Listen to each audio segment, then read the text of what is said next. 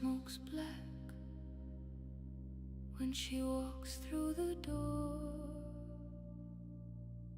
A shadow that stretches across the stone floor. She carries the staff, she carries the sight, a piece of the morning in the heart of the night. Satan, Satan,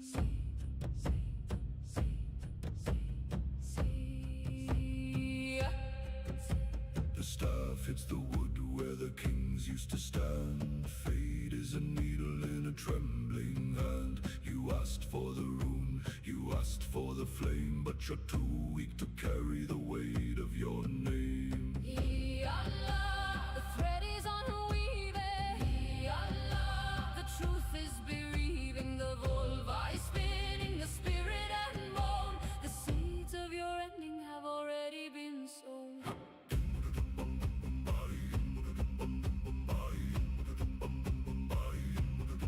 She sees the high hall, she sees it in ash, the glint of the gold, the sting of the lash. She speaks to the dead, she drinks from the well. There are secrets the living are too frightened to tell.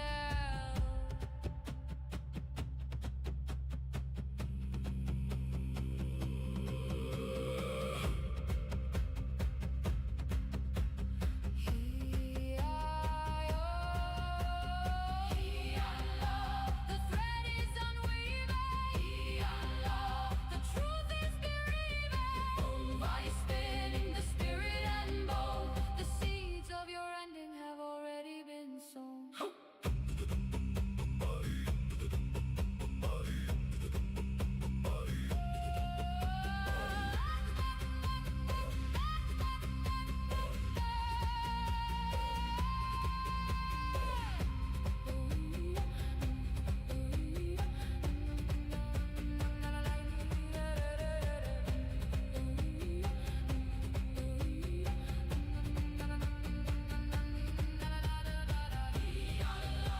The thread is unweaving, the truth is bereaving, the vulva is spinning, the spirit and bone. The seeds of your ending have already been sown.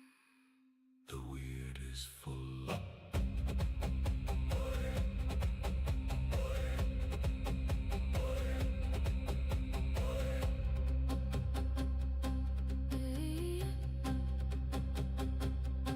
The weird is full.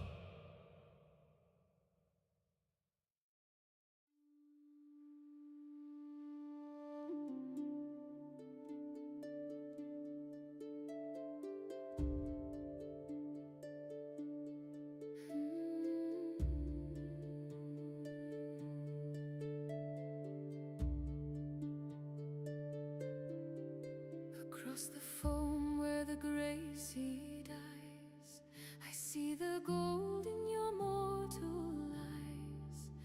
Leave the iron machine, leave the rust, leave the men who turn to dust. I see the light, I see the shore, but my heart is tied to the threshing floor. How can I ride where the shadows go when the wind of home is all I know? Tienanog is calling. Beyond the mist where the sea is new, Leave the world of the gray and the falling. Ashin, Harun, I am calling you.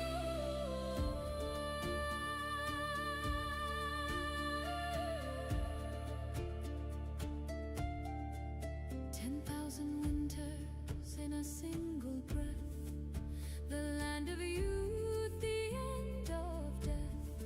Time is a cage, time is a lie. Come to the land where we never die. I took the saddle, I left the clay, but the ghost of home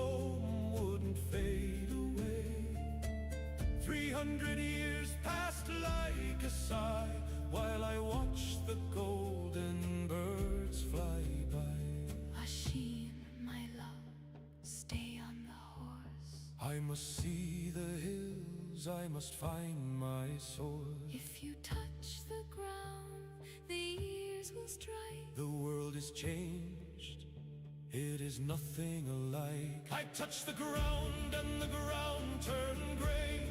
My brothers are bones, they have blown away. My skin is a shroud, my heart is lead. I wake among the ancient dead.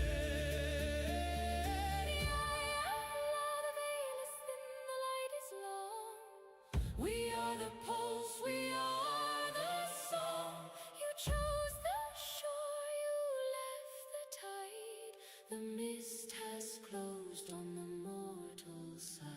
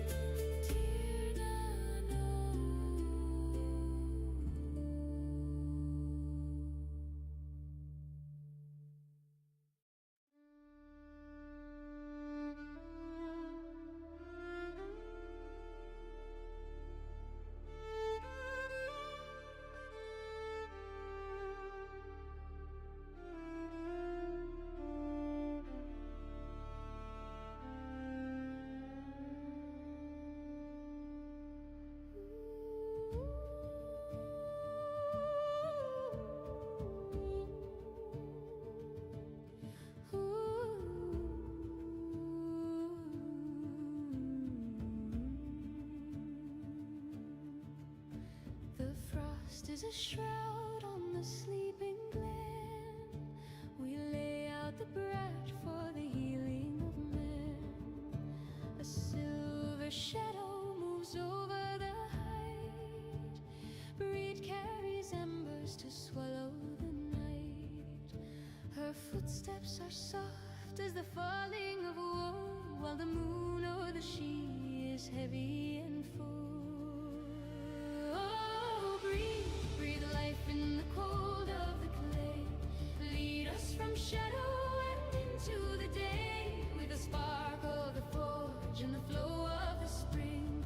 Wake every winter-bound slumbering thing. The wheel is a-turning, the lights on the wing.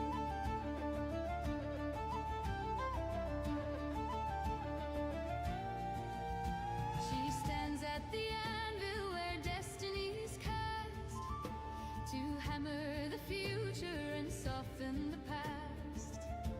With iron and fire she tempers the soul, to make what was broken vibrant and whole. The ice starts to weep at the touch of her hand, as the green fire of Imbolc awakens the land. Oh, breathe life in the cold of the clay. Lead us from shadow and into the day. With the spark of the forge and the flow of the spring. Wake every winter-bound slumbering thing. Cure for the weary, a song for the sage. A new leaf is turning on history's page. From the sacred well to the mountains rise, the smoke of the morning in breeds blue eyes.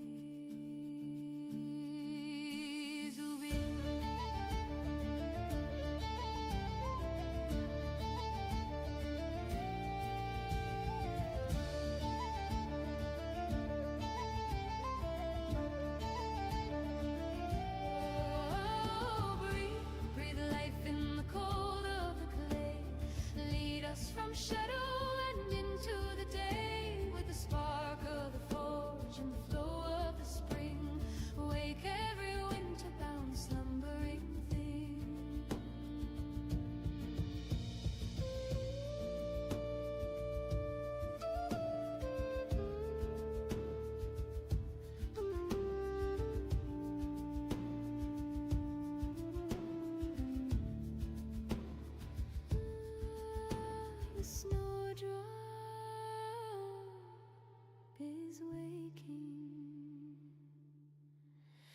shadows are breaking. Breed is here, the light is drawing near.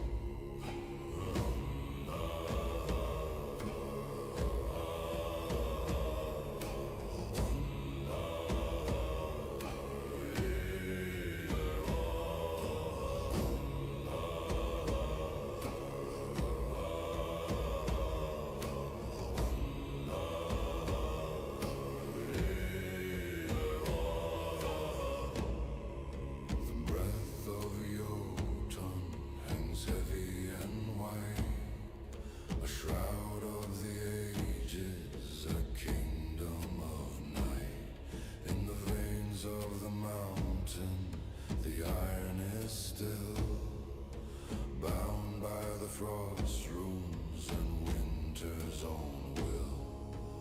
Old Ymir is dreaming in temples of glass, waiting for shadows of ages to pass. Wake from the ice sleep, the fire is won, the sky candle rises, the wheel has begun. The hammer is falling on shackles of gold, turning the silver to rivers of gold. The rhyme giant slumber. The story is told.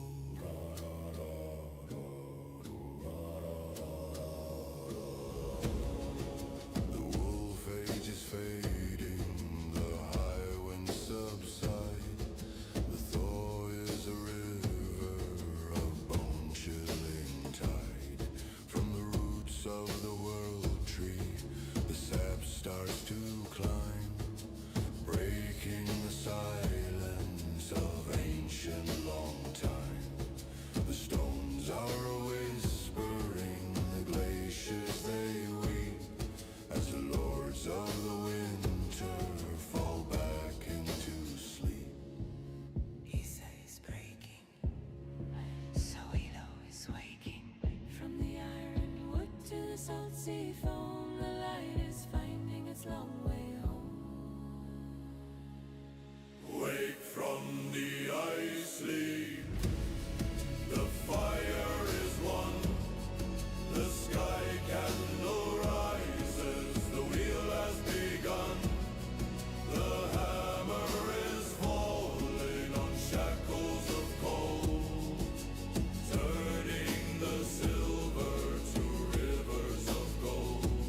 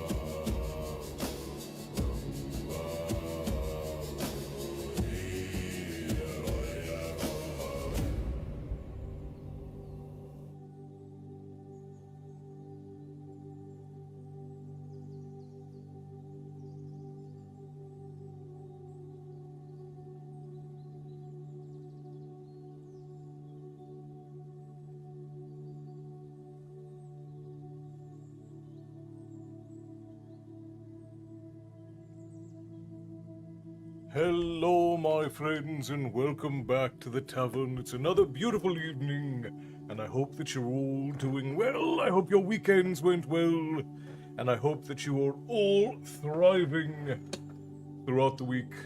Hello, hello. Sword Talk, hello, thank you for the stretch. Oh, I just sat down, but can always use a good stretch. Thorny King, hello, hello, welcome in. Hello, everyone. Let's see. Good evening to all at the Black Dragon Tavern, watching the AC channel, Bucko Collins Castle, and other things. So, story time it is with our gracious host. Cassie, hello, good to see you. Fallen Crow, hello, good to see you. Khan, hello. Erin, hello. Tyson, hello. Frost, hello. I think I said hello to Erin. Matty, hello. Marina, hello. Sotalk, hello. Bear, hello. Nilu, hello. I saw Miss Shadow69, welcome in. You have a hilarious internet number at the end of your name. Congratulations. Miss Shadow, I presume, is one of your friends, Matty. And then I saw... who else? Ultraman 1973. Ultraman. Like Ultraman from Japan? Ultraman? Like what inspired Super Sentai, which would later become the Power Rangers? Good night, all. Gotta take care of my mom tomorrow. Good night, Erin. I hope your mother is feeling better, and I hope that she recovers quickly, and I hope that you take care of yourself through the whole thing as well. Make sure you don't burn yourself out on all the things. You did see a bear in the tavern, Tyson. You did indeed. And Cassie, I don't know if I said hello, but hello. Let's see.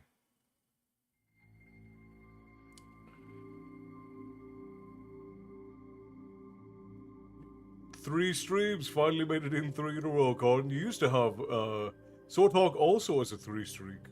Congratulations, my friends. Thank you for that. Well, then Miss Shadow is brand new to the tavern then. Welcome in.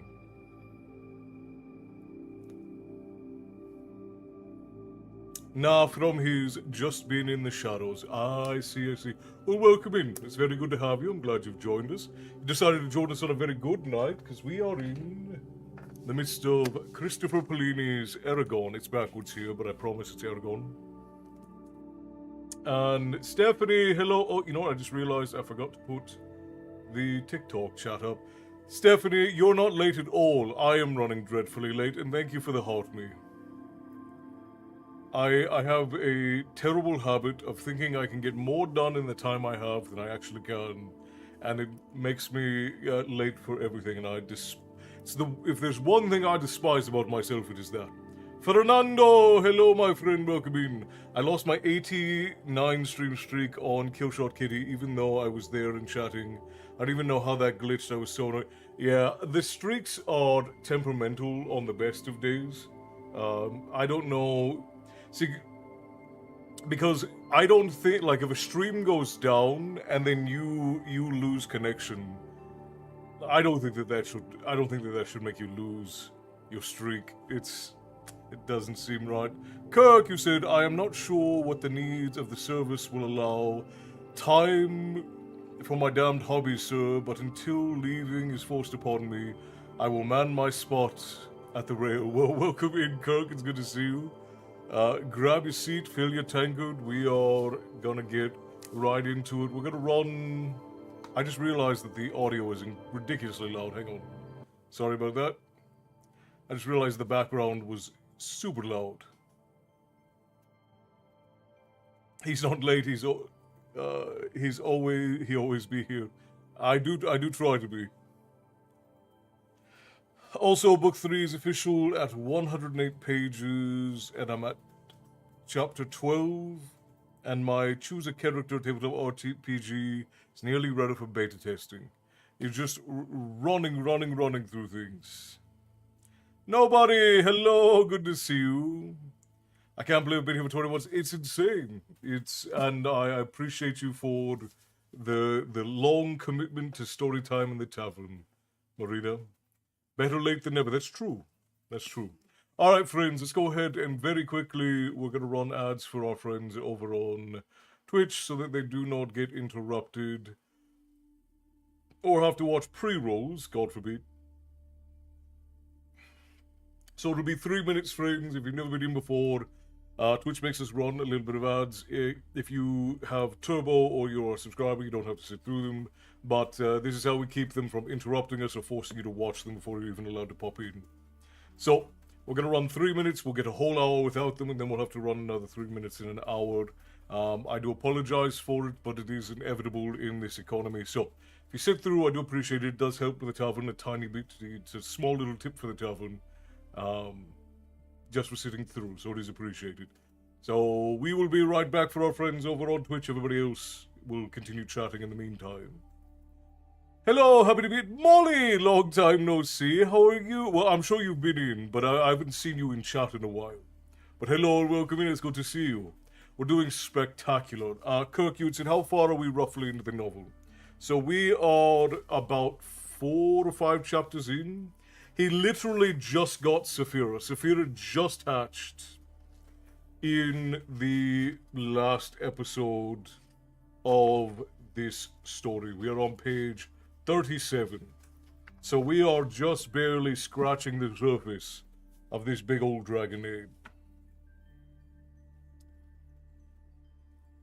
Yeah. And running pre-rolls on a live stream is ridiculous anyways.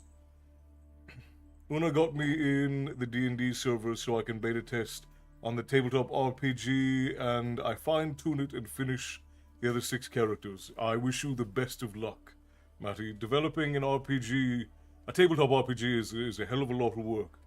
Satisfying if you can get it done, but hell of a lot of work.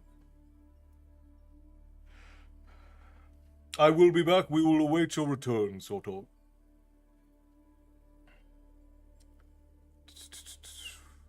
Of course, Kirk, of course. Now, has everybody who is here read through Eragon?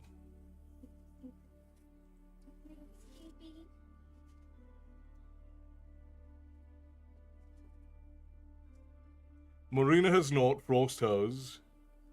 I'm stubborn enough to do it. Port like 5 times, okay. Khan has not read through.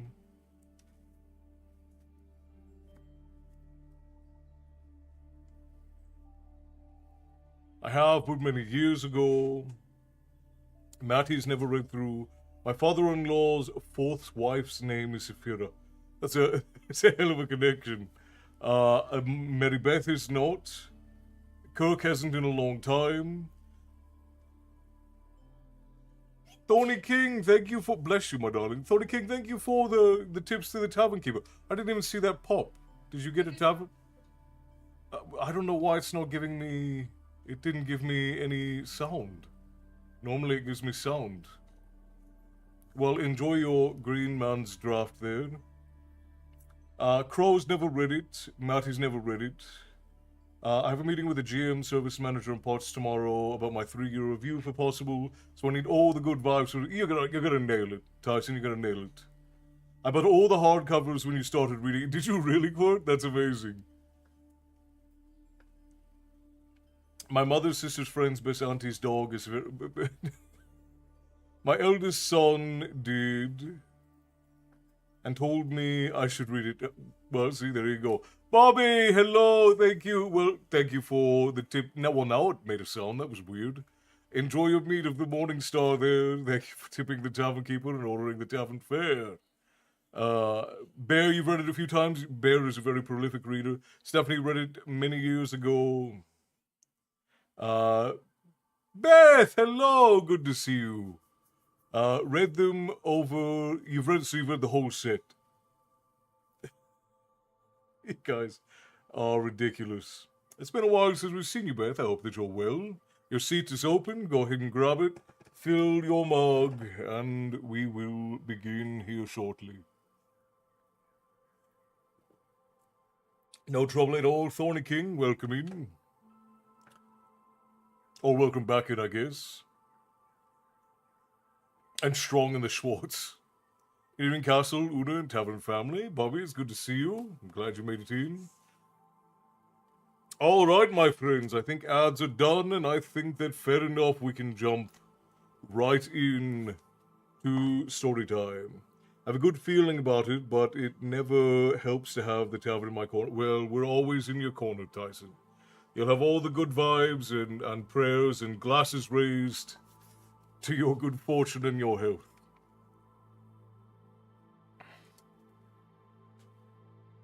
I've actually never heard of it before now, which is very odd because I eat up fantasy books like that is actually very odd that you hadn't heard of it.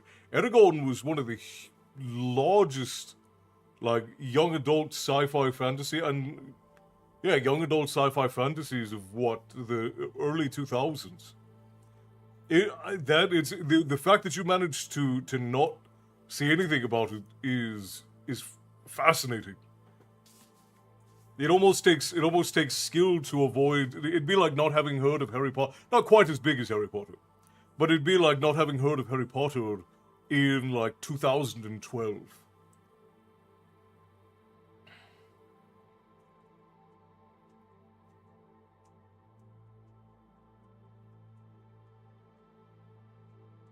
I was thinking never hurts and always helps. That's what came out. Oh.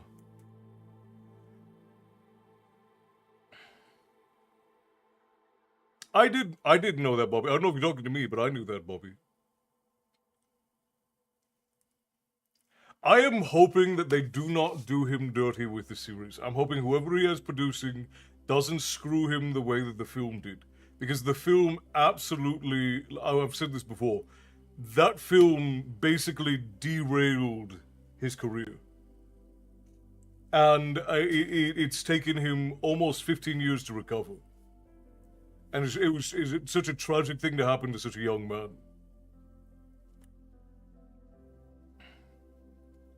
But yeah, so I'll give you guys a quick recap of where we were. So, our main character is a young lad named Eragon.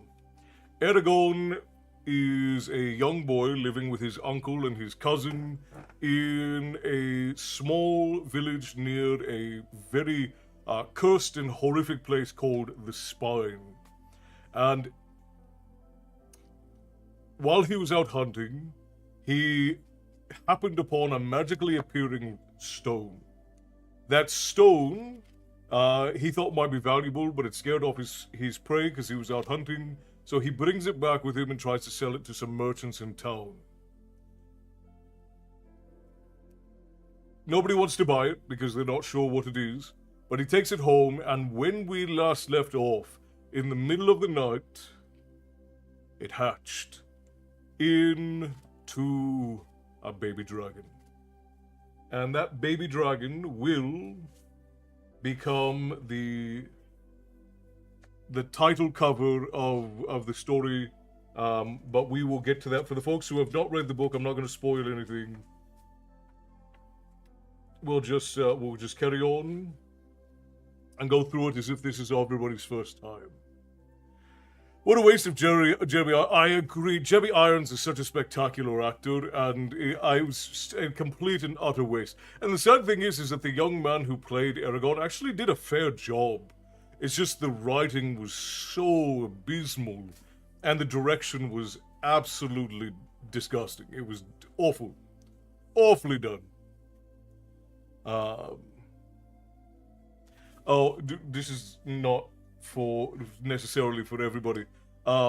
Did you see that the Avatar movie leaked? Lovey? Yeah, I told you. Have you gone and watched it? I didn't watch the whole movie. I've seen clips.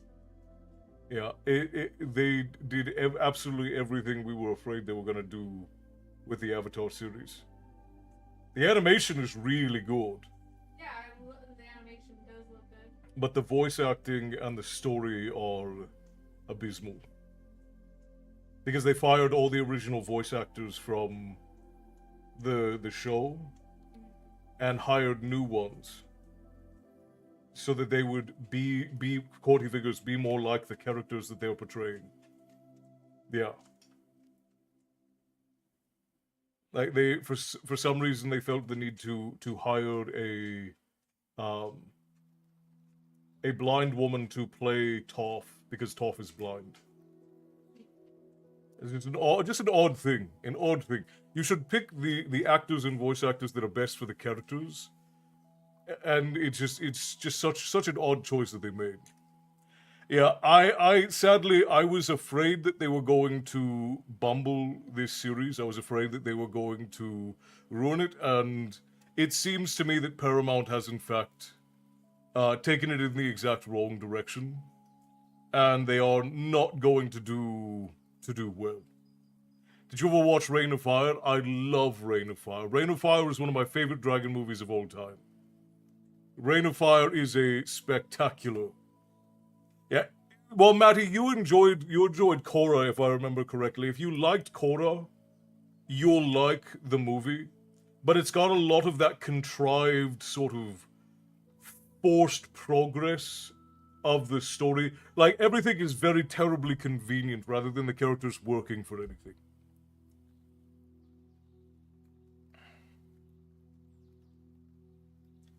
Yeah, the writing in the movie is worse. Allegedly, I'm not supposed to have watched it because it's. I wanted to see if it was going to be worth going to see, but they pulled the theatrical release, and I have to be subscribed to Paramount Plus to watch it. And it's not very good. I'm warning everyone now that if you love the original Avatar: The Last Airbender, the new movie is rough. It's rough. It's more akin to what they did with Korra than it is to what they did with uh, Avatar: The Last Airbender. Yeah, I hate how they keep digging up IPs. Well, the thing is that like the Avatar universe was perfect for expansion. Like if there was an IP they could have expanded on, that one was perfect. But nothing that they have done since the original Avatar: The Last Airbender has done justice to the IP, sadly. Ditto Rain of Fire is a top plot and true to its purpose. Yeah, Rain of Fire is a masterclass. Like if you want to do apocalypse movies, you want to do over the top action movies, Rain of Fire is a masterclass in how you do that. And Matthew McConaughey is delightfully unhinged. Yes, he is. Yes, he is. And where did you send me a DM, Con? I'll check it as soon as Storytime is over. So, dig for lore and ignore the story, drool over the animation like I didn't want to. Yeah, because the animation is stunning. Like, they did such a good job. I feel so bad that this didn't get a theatrical release because the animators did such a good job. Okay, Con, I'll check it as soon as Storytime is done. Yeah, I mean, as if it wasn't besmirched enough by M. Night Shyamalan, which we don't talk about, that didn't actually happen. The series, the live action series was okay. It's one of the better live action adaptations that's ever happened. But Darth Nexus, hello my friend, good to see you, welcome in. Yeah, Avatar: The Last Airbender, not Avatar: The Blue People series. Not James Cameron's Avatar. Yeah, right. The live action series was okay, but I felt like it sterilized all the characters and took away pretty much all of the character arcs that they were supposed to go through, which was very sad because the character arcs in Avatar: The Last Airbender are some of the best written character arcs in really any show. Like a lot of people will dog on it because it's a children's show and it's very simple, but it's overwhelmingly well done. Like, I had this conversation with a friend who's a creator, and he disagrees with me, but he's also not very smart. So, but yeah.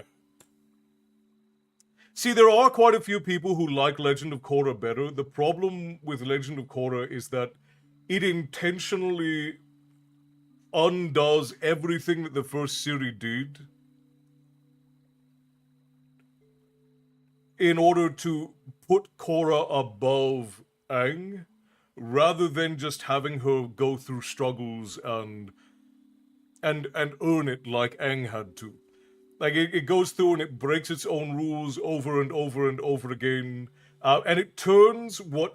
So one of the core features for anyone who's never seen Avatar: The Last Airbender, one of the core features of Avatar: The Last Airbender is that it is a martial art. Bending the magic of the world is a martial art. It requires an extreme amount of discipline and focus and knowledge and understanding to perform bending. Some people are savants and they do it a little bit easier, and some people it's a lot harder for. You have to have the natural ability to bend, but then you also have to learn the skill of bending. That's the law of the universe that is established in Avatar: The Last Airbender. When we go into Korra, which was the follow-up series, The Legend of Korra, which happens, basically like 80 years after, or 60 years after the Avatar: The Last Airbender, they basically remove that entire rule from the series. They basically go, okay, now these are just superpowers. It's just snapfinger superpower. And it ruins a lot of the work and tension that is created. Aang died in his 40s. Okay, so yeah, 40, 50 years after the original series.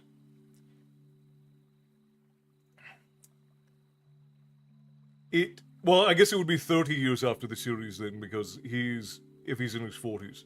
Avatar: The Last Airbender was great. I didn't watch Korra. My son did and said it was okay, but not great. Korra had a lot of potential. We really wanted to like Korra, but it did so much undoing from the original series that it was just hard to enjoy. Like, the lady and I are hell-bent on the quality of storytelling and consistency. Like, we have to have consistency between mediums if we're going to enjoy a thing. And that's really just an us issue. I think it's also a storytelling issue. But if a rule is established in one series, well, and that was part of the problem, though, Cassie, is that her struggles with airbending are because of her character flaw, right? She's very arrogant. She's very pig-headed because she mastered all of these elements at the age of 4, which again, it was a ridiculous change that they put in. It's supposed to be a martial art. It's supposed to take time to master. Like, Aang mastering one thing, airbending, to the degree that he did at 11, made him a savant, made him truly exceptional, and he was the Avatar. Korra mastering all of these other things before she was 4 years old is crazy. Like, it's completely changes the rules and everything that we knew, which can be accepted. But then she goes and she learns airbending, and she's struggling with airbending, even though it's not her opposite, which we learn that whatever your natural proclivity is, so water's natural opposite is fire, air's natural opposite is earth. So Aang struggled the most with earth because it was his polar opposite. Korra's greatest struggle should have been with firebending, because that's the rule we already have established. But she struggles with air because the writer felt the need to put her up directly against Aang. It had to be her competing against Aang, which was a terrible way to start the whole thing. He was trying to have her overcome the legacy of Aang, which I'm a stickler for logical consistency. I'm 100% with you. I just like for the rules to be the same. Like, don't change the rules just because you like a character. The rules of your universe have to be consistent, or it ruins the believability and enjoyability of the story. And obviously, for some people, it's not going to matter. But when it came down to how Korra learned airbending, she didn't go and learn airbending better. She didn't learn to focus. She didn't learn to have inner peace. She didn't learn to flow with air. She just punched super extra hard, and then suddenly she knew airbending. So, Korra's character was prime for character growth, but all they did throughout the series was just continually show that she was right. her method was better. Her idea was the best. And there's this facade of struggle on top of it. But really they just torture her, they make her go through some pain, and then on the back end, she doesn't really learn anything. She doesn't grow as a character. She's still the same character at the end of the series as she is at the beginning of the series. So there was so much potential in Korra, and they ruined it with bad writing. And it was very, very disappointing for me because I wanted to like Korra so much. And again, I want to emphasize for everybody again, I say this often, but I want to... If I don't like something or I'm describing an objective decline in quality in something that you like, I'm not telling you not to like it. If you enjoy a thing, please go and enjoy it. This is just the discussion of media quality so that we can have honest and good storytelling. That's the only reason why I have these conversations. Your long-form video on pro tags was great. Well, thank you, nobody. I'm glad you enjoyed it. The lady and I put a lot of time in that. We wanted to make sure that we weren't being too harsh on anybody in particular about it. I get it. I would have liked her to actually go through the journey, and I think that was a critical error in the writing. For sure, Cassie. And one of the things... Reefer Rick, hello! Welcome in. Guess who's back? Reefer Rick is back. Again, like, the animation in the series was wonderful. The fight scenes were great. There was a couple of really good characters, but the character writing was so flat in Korra. Even the plot was pretty good. Like, what they were wanting to do was really good. But they flattened out the magic system so that it could cater to what they needed for the plot. And they flattened out the character writing so that they could just have the beats happen whenever they wanted them to. Dava, hello, welcome in, it's good to see you. The nanoseconds you break a universe rule for your probably author-inserted character, your movie, book, TV series is immediately consigned to the pit of misery. Yeah, and that's one thing I always tell authors, because we have a lot of authors in the tavern who come to me for advice, and the lady and I have professionally advised on scripts as well as novels, as professional storytellers. Cindy, hello. Got the books, love them, thank you. And the lady, I'm glad, Cindy, I'm glad. I'm so glad that you got them. Has everybody else gotten their stuff? Everybody else who won something during the readathon? Have you all gotten your things? I know that from our end they all sent and they're supposed to have all arrived, but I don't know.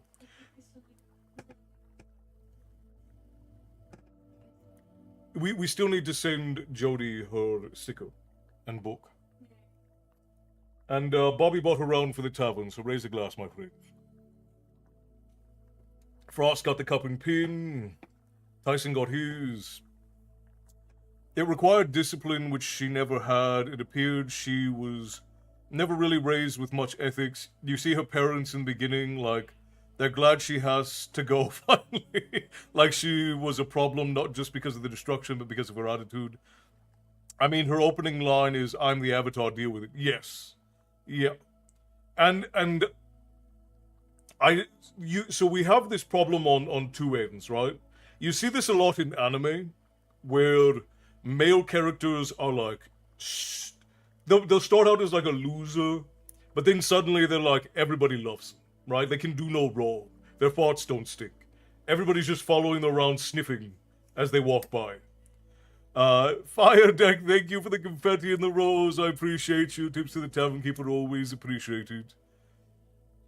In tutorial. Yeah, and there's another one. Only the tankard, but not the books. The books were ordered through... Did we order Matty's books? Yeah, but they're being shipped from overseas. Oh, they're coming from overseas, so they'll take a while. Boo is good. I think he's hanging out with Mom. So he's over across the way with the lady.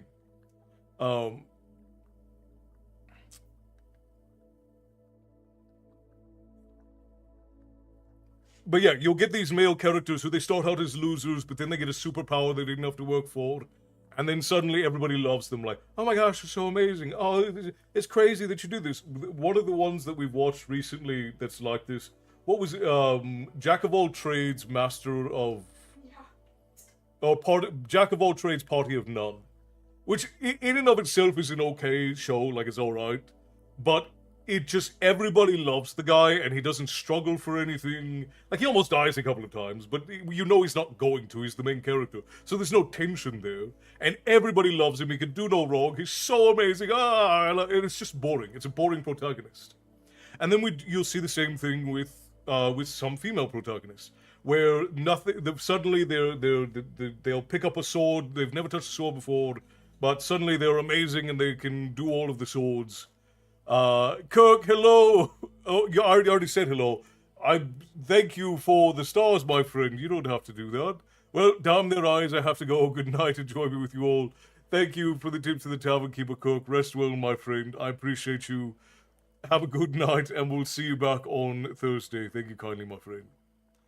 I've been gone a minute. I have no idea what you're talking about. We're talking about storytelling. Rick. Molly, hello. Good to see you. Welcome in. And, you know, and you'll get these girl characters who are beating up men 3 times their size, and it doesn't make any sense, and it's just being done for a lazy way of uplifting characters. Like, and I hate both kinds of characters. I think that they make for numb stories, and it makes for a boring plot. If you know what's going to happen with the character no matter what, then it's just no good. It's a boring way to write, and we have an overabundance of these types of characters in modern media. You get them on both sides. Like a lot of people like to harp on like the Rey Skywalkers and the Korras, but you get these all through media. It's not just the overpowered female protagonists who didn't have to work for it. You get them now. Admittedly, it happens more in anime. And Hollywood really likes their the girl boss character. Hollywood really likes that, but anime really likes their overpowered loser character. Right? So you get it a lot, and it's boring both ways. If you're an author, if you're going to write a show, if you're going to write a book, if you're going to write a movie, make sure your character has to go through a journey. It's fine if your character is a chosen one, that's fine. But make them earn their power, make them go through and learn something. If they're just immediately powerful, that is incredibly boring. No one is going to relate to it. It's going to have no staying power. No one is going to really care about the journey that your characters go through, because it's boring. Yeah, a lot of people hated the prequels until the sequels came out. I more like to write worlds. I cannot really write convincing characters. What I always tell authors is you have to be able to do one of 3 things really well to write a good book. You either have to have really good world building, really good character writing, or really good plot writing. You can carry a book on one of those 3 things. Now, the more of them you have, the better the book is going to be. So if you have 2 or 3 of those things, you write a spectacular book. Tolkien's weakest point was character writing, but he still was a good character writer. But he was such a phenomenal world builder and plot writer that his books have lived on in forever, because they're absolutely incredible.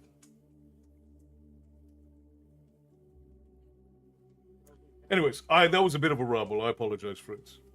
And again, I want to emphasize, if you enjoy something that I say is bad quality, even if I am being objective in my analysis, you're still allowed to enjoy the thing. Something being good doesn't mean you have to enjoy it, and something being bad doesn't mean you have to hate it. But as storytellers, we need to acknowledge quality and have a standard for quality, so that we never confuse that which is exceptional for that which is just kind of okay. You know, especially when it's crap. We especially don't want to confuse it. John! Oh my goodness! Just flying in out of nowhere, my friend. Hello! Just coming in and just casually dropping 10 subs, huh? Thank you kindly, brother. Tips to the tavern keeper always appreciated, my friend. What are you doing, Johnny boy? Oh my Lord! John! What? John, did your account get hacked? Is somebody stealing all of your money? What? What happened? Brother. John, slow down, man. What is going on? Beatbox, my friend. Yeah, hello to you too. It's a hell of a way. Just you coming in trying to buy my love, huh? Anybody, if you've never met Beatbox John is one of our friends from the Netherlands. He's spectacular, and for some reason, being overwhelmingly generous. He's always very generous, but being overwhelmingly generous tonight. Thank you kindly, brother. You're gonna have mead for days, popping. That's enough mead to put a company of 5 million. Yeah, for real. So thank you, brother. How's it going, man? That he is. I'm looking forward to Mandalorian and Grogu. Practical Magic 2 is just kind. Oh, Practical Magic. The sequel. Hang on. My. I have very mixed feelings about it. What could a Practical Magic sequel possibly be about? It's gonna be awful because they're making it out like the curse was never broken, but very clearly at the end of the first book, the curse was broken. So maybe the books are different, and that's why like. Sing us a shanty song, please. Especially Newcastle. Here's the where is the horn? I'll get you a toot on the horn. Good lord, my friend. So wait, they're trying to say that The curse wasn't broken, and I'm thinking that maybe in the books it wasn't, but in the movie the curse was broken. yeah, what an odd thing.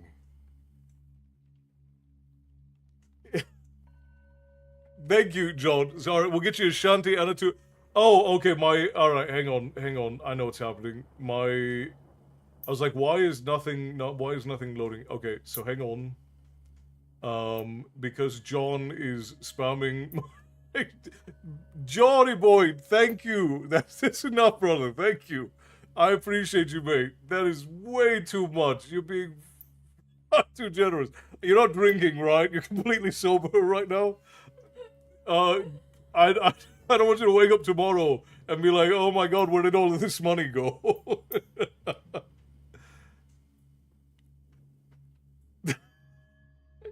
Can't stop doing the bring. Yeah, no kidding. All right, good John. Good lord. Okay, all right. I'll give you a toot on the raid horn. My computer's gonna crash, by the way. Justin, thank you. Love you, stream. Keep doing what you're doing. Jared, hello, welcome in. We're trying to get to read. I was gonna get to reading. Johnny came in the middle of a. Let's give him a toot on the raid horn. Here we go. 3, 2, 1.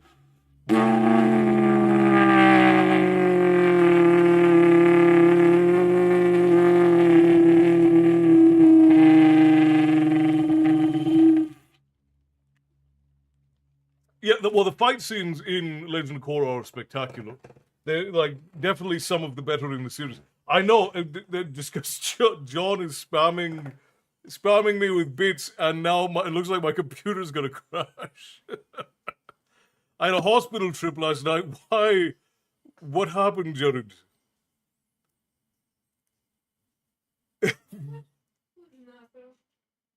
Jared Schaefer over on TikTok. It's okay, John. I appreciate you, brother. Hang on, I need to close. I just need to close one thing, but it's not gonna let me. Hang on. Let's see if I can do it. If I can close this, it'll stop lagging so badly. Hang on. Give it to me. Come on. Oh, come on. Oh, no, don't do that. Don't do that. Thank you for all of the bits, though, John. I appreciate you, brother. Jacob, hello, welcome in. I'm experiencing some technical difficulties. Hang on. Oh. I have severe asthma and emergency inhaler run out, so my breathing gave up. Oh, rough. I'm glad you're all right, though. That can be deadly. No, not me. I don't have a problem, peeps.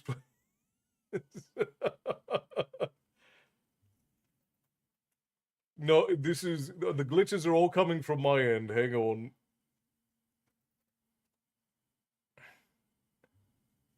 I'm trying to close my browser because the browser is trying to process everything and it's come on, close for me. I don't know. I don't know what I'm gonna do. Hang on. Let all the notifications go through. But it's gonna crash before that happens, though. Well, what else can you do but sit there and wait? I'm trying to do the only thing I can do. John, what shanty do you want, my friend?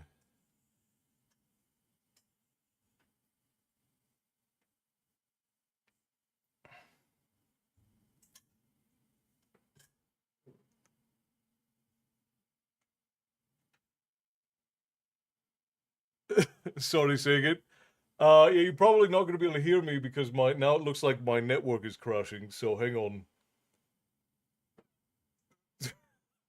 One of our friends over on Twitch came in and spammed a bunch of bits and subs, and the notifications are causing me to crash. So I'm trying to fix it, but it's not letting me fix it.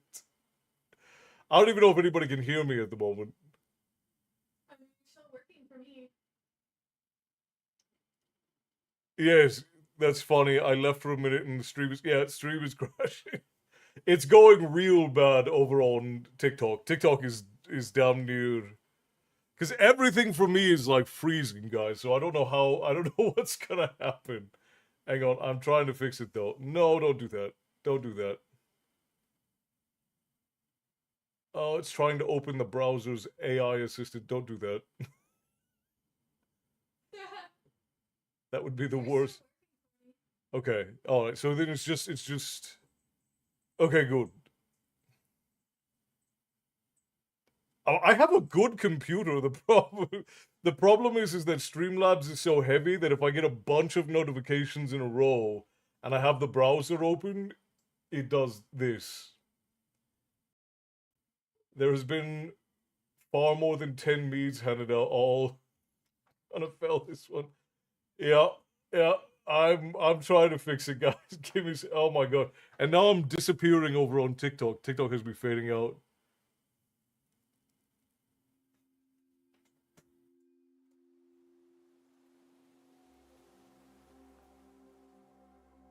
And now suddenly music just started playing from somewhere. Where? Where is that coming from now? Jared, hello. How's it going, my friend? Yeah, I know. I'm trying to get it sorted right now. We're gonna be stuck in this for another couple minutes, I think. Well, it looks like they all stopped. It looks like the notification stopped, but it's not. John, no, no, don't start again. Oh my god, he's trying to break it. Oh, come on, let me. This made me sick with coffee. God damn it. I appreciate you, John, but please. Oh my god.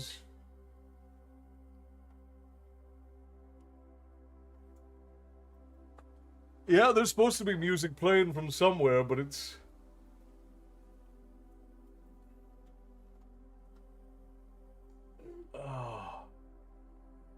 Oh my god, John, stop! I appreciate you. Stop. Okay, alright. Close.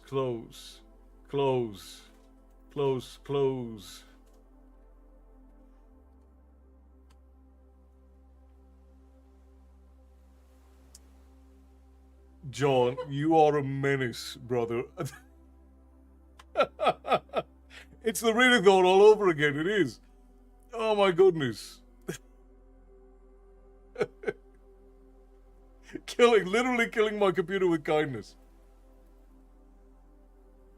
The only thing I can do is limit the amount you guys can, like, Twitch wants their money. So there's nothing I can do to stop. people giving bits and subs. All I can limit is the amount of bits that is given, which we already do that. Oh my gosh, John. No! What are you doing? Stop! Oh my god, oh my goodness. You gotta knock it Yeah, John, please. It's very generous of you. Thank you, brother. Thank you. Stop. God, man. Guys, there's nothing I can do. You're like, no. This is where we live now. This is what we're doing. Until John runs out of money, I guess. I'm not even going to be able to sing your song. Okay, alright. It won't, I can't even alt tab out of anything. Just start singing.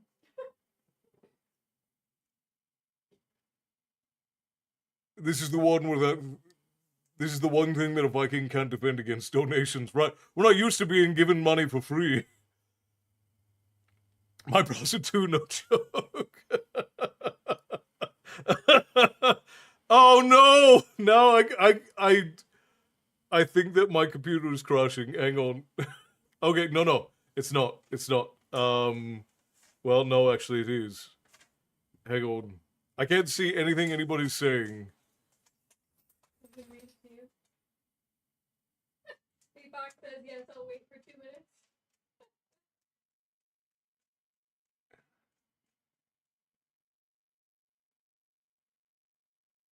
I was wondering where the hype train was.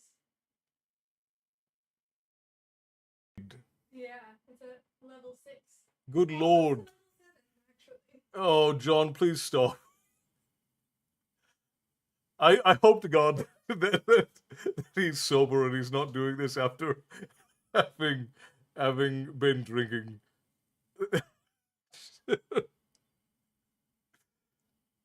Not that I'm not trying to say John's an alcoholic, but I'm just saying occasionally he enjoys a beer or two when he's playing a difficult game.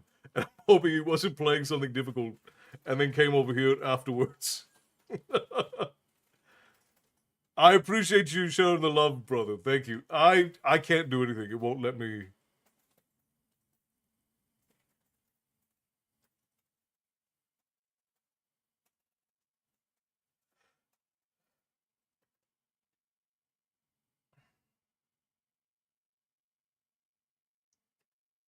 Mama Two Lives says, feel free to give him a gift on my behalf. I love Elden Ring. Elden Ring. Yeah. Occasional libations is a recreational pastime. Huh? Maddie redeemed through singing. Oh, neat. And Bobby redeemed See the Dog. Okay, well.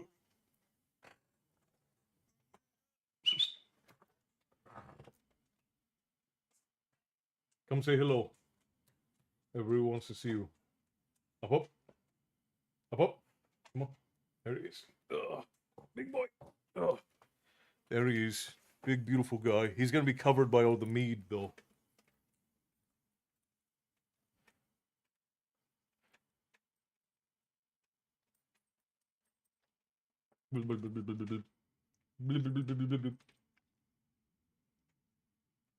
Yeah. There he is.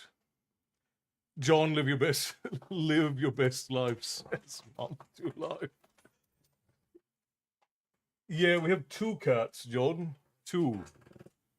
I stop now. I keep the live stream alive. Yeah, you did. That's a whole month's worth of subs and bits there, my friend. Yeah, the one is not happy with me right now because he got punished for peeing on stuff, but the other one, what a wild stream to hop into, right? And I cannot end anything. I can't stop anything because I'm completely frozen on my side. There's nothing that I can do. I'm trying. It looks like 20 odd subs and over 5,000 bits. He is a handsome boy. I have a question that maybe you can help answer. Beginning my journey into Celtic pagan practice, I'm unsure a good way to honor my ancestors. What should I do? The biggest thing to remember is that most of the things you'll find today in sort of like the modern depiction of Celtic paganism, Emerald, it is very modern. It's not classical depictions.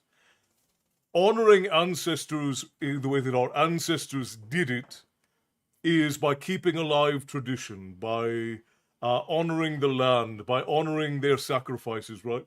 And you do this through keeping alive skills and keeping alive recipes and handing along those things through the generations. That's the best place to start. And I can give you more detailed, if you want to send me a message, I can give you more detailed answers about what my family personally does and then what we know about historical aspects of this.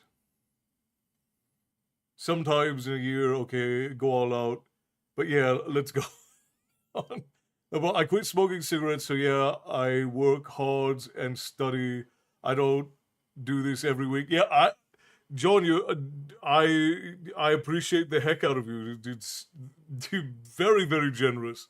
But really, I'm just glad when you're here, mate. You can just show up. You don't got to throw money at me.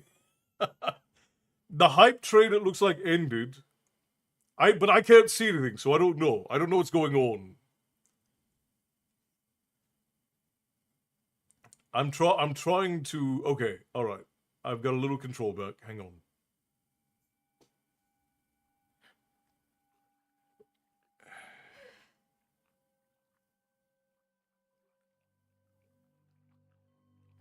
Yeah, absolutely. And for anybody who just dropped in, we had a friend of the stream come in who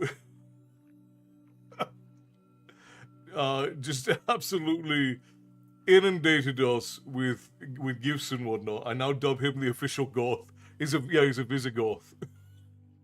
he is from the Netherlands, and he's a beautiful man. And by the way, if you're not following Beatbox John, please go and do so. John, no, stop.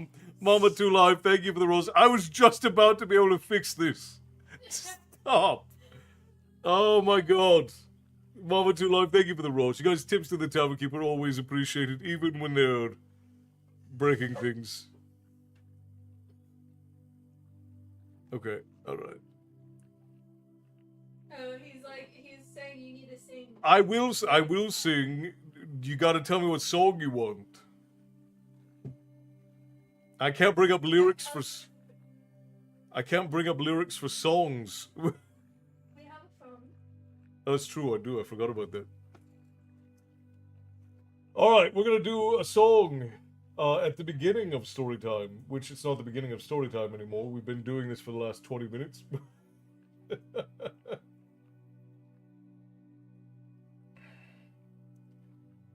We'll do a health to the company for our friend. Your love will choose. All right. And so she has. And so she has. I do know Tim Finnegan's Wake. I can't do it the fast way. The festival's book is a good place to start. That's true, Bear. Jaws, slow down. I have a festivals book that covers how my family covers the festivals of the year. You can get it for $4 or $5 as an ebook, or I think it's right here. Or you can get this soft touch book that we put together. Or again, if you have questions, you can just message me for free. You don't have to buy anything from us. You know, just send me your questions for free. But the lady of the tavern put together this. Beatbox is not stopping, so we gotta start singing. Okay, all right. Oh my god, all right, doing it. Let it go. Start singing. Okay, all right. Kind friends and companions, come join me in rhyme. Come lift up your voices in chorus with mine. Come lift up your voices, all grief to refrain. For we may or might never all meet here again. So here's a health to the company, and one to my lass.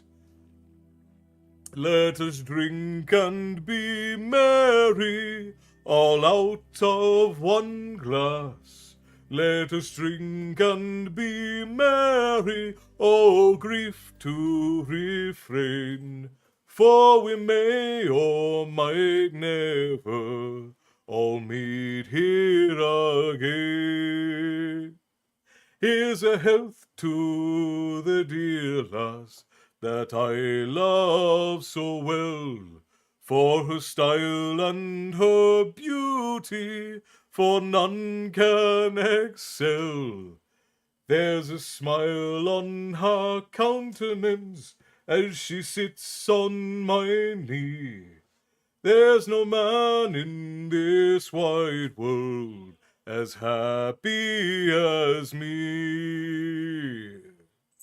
So here's a health to the company, and one to my lass. Let us drink and be merry, all out of one glass. Let us drink and be merry, oh grief to refrain. For we may or might never all meet here again. Our ship lies at anchor, she's ready to dock. We wish her safe landing without any shock.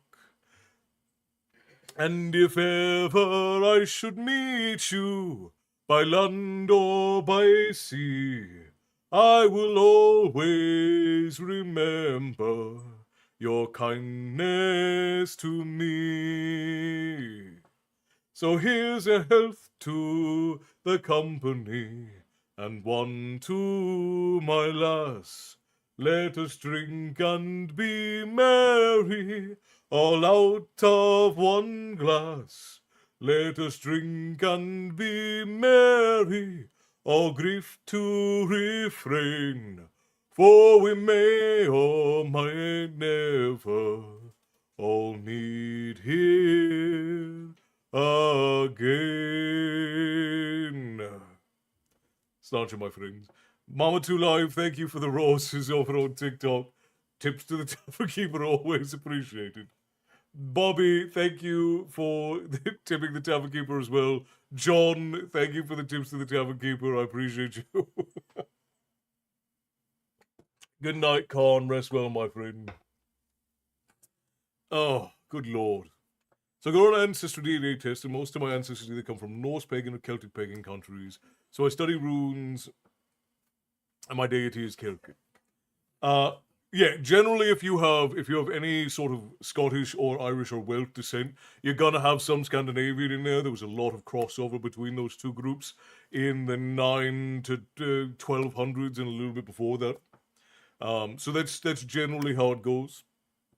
You'll find that your ancestry will probably be overwhelmingly somewhere in the European section, so probably Scottish or Cornish or Welsh or Irish or something like that.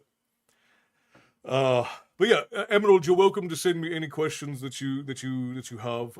We are not religiously pagan here. We are what we refer to as culturally pagan. We follow cultural practices of our ancestors, but we don't partake in any of the modern sort of neo-pagan practices. Not that there's anything wrong with them. You're allowed to believe and do whatever you want. But we tend to follow our familial traditions over everything. Yeah, I get you. I do have my timeline here a lot of times. I know Castle a long time, so when I can help out a streamer friend, I will one time a year or so. So yeah, it's a little chaos, and that could only do within my time between my sleep and such. I'll be understand. I appreciate you. I appreciate you, Beatbox. You are is overwhelmingly generous, and I actually did manage to get the browser closed, so nothing is crashing now. So we managed to get through it without the perfect storm, without anything crashing. So we're all good. Had a long day in the sun, so I'm off to rest my headache. I might be back, but if not, have a good night. Good night, Crow. Rest well. I apologize that we didn't start reading yet, but I am going to start now. If you want to leave up in the background for story time. We fixed it. Yes, we did. Short, like I work as well and study and family and such. So the timing's not always perfect. You're perfectly fine, brother. I appreciate you. Don't. You don't. John, you're already way too generous, brother. You don't need to give any more. My family is all over Europe, a mix of Vikings, definitely in our bloodline. Mine are Scotch-Irish descent with auburn hair and green eyes. Shelley McPeak is rare. Yes, it is a rare name. Thank you, John. I appreciate you, brother. Should I just start reading beatbox while you're going while you're going at it? Do you want to hear some Eragon before you're off to bed? Because it is late for you. You're in the Netherlands. It's or early rather. Yeah, and I do appreciate it. Thank you, brother. I'm free, brother. I could go all day. You are. It is far too generous, brother. Far too generous.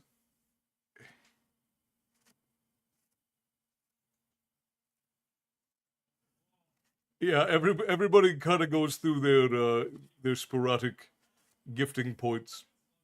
All right, I'm gonna start reading because we're now two I think what 2 hours in, and I haven't started reading yet. So we're gonna start reading, and then we'll. I'm in the United States. It's 11:22 here, so you're on the East Coast, Thorny. Good night, Cassie Reshwell. My DNA test some years ago showed 23% Cherokee, 70-ish German. Rest is somewhere Germany and France, which that would be fairly common for the American South. In America here, but I love your content, so I thought I would catch you live. I also live in the United States, Emerald, so I'm on the same time as many of you. 11:22 here as well, but I'm in Canada. Currently parked in Kentucky. My father grew up in Kentucky, actually. John, thank you, brother. I appreciate you, my friend. Got to get some sleep. I slept poor last night, worrying about the fire south of me. Please make sure that you rest well, Cassie. I'm gonna get to reading if you want to leave Storytime up to fall asleep to. But otherwise, I appreciate you and I hope you rest well and rise tomorrow ready to conquer the day. Same thing with you, Mary Beth. I appreciate you, my friends, for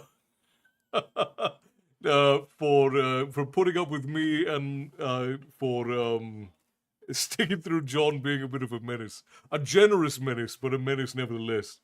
How are we doing this evening? We're doing great, Gunnar. We've been trying to make sure that the tavern doesn't crash, because our dear friend John has been a bit of a bit of a menace this evening. Rain, hello, good to see you. Welcome in. I power off phone to charge at night when I sleep. That's the best way to do it. That way you're not being... Okay, I'm gonna respect Nelson. I think you've shown plenty of respect, brother. You're perfectly fine. I appreciate you. Excited for Eragon, one of my favorite fantasy series. I had a hard touch copy of Myrtle. I haven't read Myrtle yet. I've read Eragon and Eldest, and I read them when they were coming out. I never read Brazinger, and I haven't read the final book in the series. Thank you, Cindy. I appreciate you for the likes. For everyone who likes and shares, it is also deeply appreciated. Thank you, my friends. We should be able to get music back going now, and it shouldn't crush us, hopefully. We'll see. We'll see what happens. I'm gonna get some music back running again. I never got to read them. Well, we are quite literally at the beginning, Emerald, if you want to join us for story time. We are just 30 pages in, and all that has happened thus far is Eragon found a stone in the spine, which is sort of a cursed forest, and he's brought it back home, and in the midst of the night, it hatched into a dragon. Yeah, see, and with my job, I never know what clients are going to call me. I just get texts. I completely understand. I've worked in both sales as well as the lady and I do brand advisement, and sometimes we'll get clients that call us at 2, 3, or 4 in the morning. It's ridiculous. When the tavern crashes, is that the equivalent of a power outage? It's basically the same, Tyson. Castle, all of this is for you and Faith as well. I appreciate you, John. It is deeply appreciated, brother. You've been overwhelmingly generous tonight. We love you as well. You and I need to get together and play a game sometime. It's been too long. The minute you do that, someone will start all over again, right? All right, friends, let's get. You guys work so hard and we talked much. We know each other. Much love. I appreciate you, Johnny boy. Thank you so much. I appreciate it. If you're gonna stick around, I'll look forward to having you. But if you have to go off to bed, overwhelmingly generous, mate. Overwhelmingly generous. Thank you kindly, brother. Thank you kindly. And now we can get into some story time. I think this is where the chapters are not numbered in Eragon, so let me see what chapter we're actually on. We are in chapter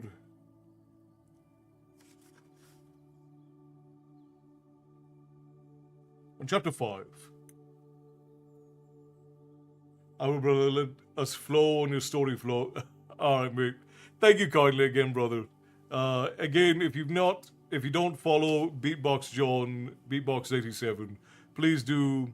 In the end, I'll just donate 50k. No, don't do that. Don't do that. You more than enough. More than enough, my friend. I'm gonna look and listen. I'll probably fall asleep. Good night, Bear. Good night, Bobby. I appreciate you coming in. I think that my laptop is dying now. Oh, good. You've done more than enough, brother. Thank you. Keep a little bit to treat yourself. All right. Let us begin. Eragon, chapter 5.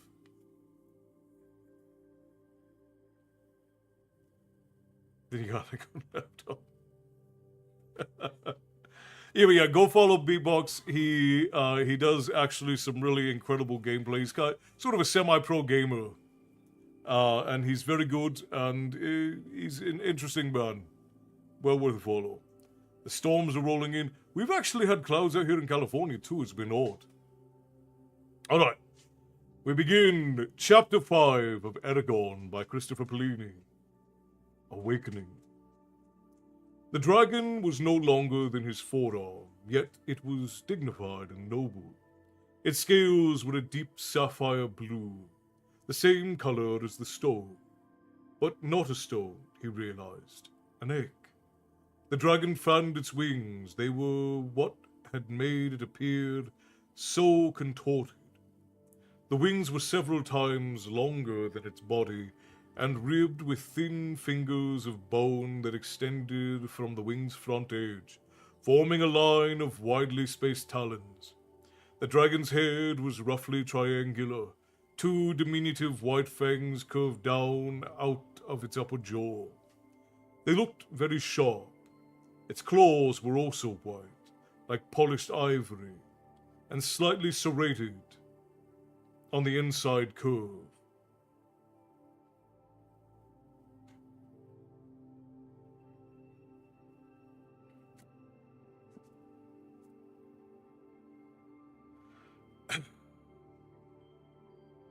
A line of small spikes ran down the creature's spine, from the base of its head to the tip of its tail.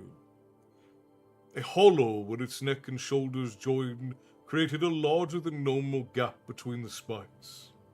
Eragon shifted slightly.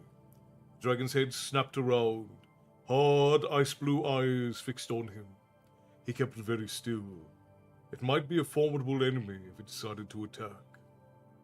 The dragon lost interest in Eragon, awkwardly explored the room, squealing as it bumped into a wall or furniture. With a flutter of its wings, it leapt onto the bed and crawled to his pillow, squeaking. Its mouth was open pitifully, like a young bird's displaying rows of pointed teeth. Eragon sat cautiously on the end of the bed. The dragon smelled his hand, nibbled his sleeve. He pulled back his arm. A smile tugged at Eragon's lips as he looked at the small creature. Tentatively, he reached out his right hand and touched its flank. A blast of icy energy surged into his hand and raced up his arm, burning his veins like liquid fire. He fell back with a wild cry. An iron clang filled his ears, and he heard a soundless scream of rage. Every part of his body seared with pain. He struggled to move, but was unable to. After what seemed like hours, warmth seeped back into his limbs, leaving them tingling. Shivering uncontrollably, he pushed himself upright. His hand was numb, his fingers paralyzed. Alarmed, he watched the middle of his palm shimmered and formed a diffused white oval. The skin itched and burned like a spider bite. His heart pounded frantically. Eragon blinked, trying to understand what had occurred. Something brushed against his consciousness, like a finger trailing over his skin. He felt it again, but this time it solidified into a tendril of thought, through which he could feel a growing curiosity. It was as if an invisible wall surrounding his thoughts had fallen away, and he was now free to reach out with his mind. He was afraid that without anything holding him back, he would float out of his body and be unable to return, becoming a spirit of the ether. Scared, he pulled away from the contact. The new sense vanished as if he had closed his eyes. He glared suspiciously at the motionless dragon. A scaly leg scraped against his side and he jerked back, but the energy did not shock him again. Puzzled, he rubbed the dragon's head with his right hand. A light tingling ran up his arm. The dragon nuzzled him, arching its back like a cat. He slid a finger over the thin wing membranes. They felt like old parchment, velvety and warm, but still slightly damp. Hundreds of slender veins pulsed through them. Again, the tendril touched his mind, but this time, instead of curiosity, he sensed an overpowering, ravenous hunger. He got up with a sigh. This was a dangerous animal. Of that he was sure. It had seemed so helpless crawling on his bed that he could only wonder if there was any harm in keeping it. The dragon wailed in a needy tone as it looked for food. Eragon quickly scratched his head to keep it quiet. I'll think about this later, he decided, and left the room, carefully closing the door. Returning with 2 strips of dried meat, he found the dragon sitting on the windowsill watching the moon. He cut the meat into small squares and offered one to the dragon. It smelled the square cautiously, then jabbed its head forward like a snake and snatched the meat from his fingers, swallowing it whole with a particular jerk. The dragon prodded Eragon's hand for more food. He fed it, careful to keep his fingers out of the way, and by the time there was only 1 square left, the dragon's belly was bulging. He proffered the last piece, and the dragon considered it for a moment, then lazily snapped it up. Done eating, it crawled into his arms and curled against his chest, then snorted, a puff of dark smoke rising from its nostrils. Eragon looked at it with wonder. Just when he thought the dragon was asleep, a low humming came from its vibrating throat. Gently he carried it to the bed and set it by his pillow. The dragon, eyes closed, wrapped its tail around the bedpost contentedly. Eragon lay next to it, flexing his hand in the near darkness. He faced a painful dilemma. By raising a dragon, he could become a rider. Myths and stories about riders were treasured, and being one would automatically place him among those legends. However, if the Empire discovered the dragon, he and his family would be put to death unless he joined the king. No one could or would help them. The simplest solution was just to kill the dragon, but the idea was repugnant and he rejected it. Dragons were too revered for him to ever consider that.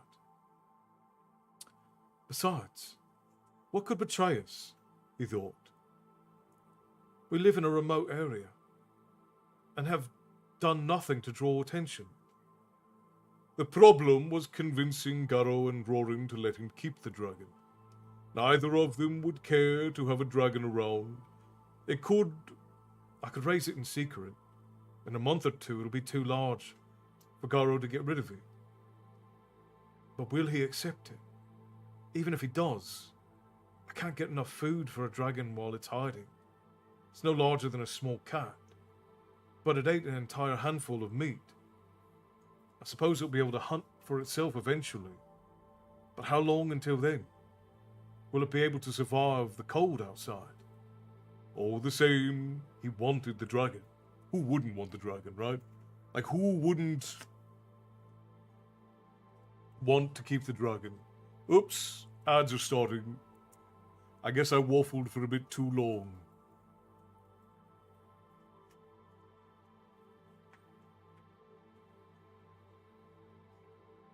Alright, we're going to take just a minute to run ads, even though we had a full tangent of things go on. So we're going to... No, Sean. No, we're good. We're gonna run ads real quick, and then we'll be right back, friends. Part 2, not part 2. Alright, we're gonna do 3 minutes of ads for our friends over on Twitch, and then we will be right back, and we'll have a full hour without them, and I will spend this hour reading, I promise you. Alright, here we go. 3 minutes. I think we're good for the night, John. I appreciate you. You are far too generous, my friend, and it is deeply appreciated. I don't think he's asking. I think he's letting you know as a warning. Fair enough. I would 100% quit my job and sell all of my things for a real life dragon. Again, like who if you had a dragon just randomly show up and fall into your lap, who among us would not want to keep the dragon? I mean, you have so many instances of people who have got who've got dangerous animals like crocodiles and alligators and hippopotamuses and gorillas, and they just take and raise them, even though there's a strong possibility those creatures are going to kill you someday. People still take them. With tonight's events, I think everyone should have a sub. For the most part, I think everyone has. No problem, bro. You've been working for a whole while.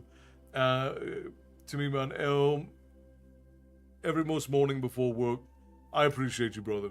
It is definitely appreciated. Can you let Rain know that we'll be right back? We're not doing a whole lot of waffling.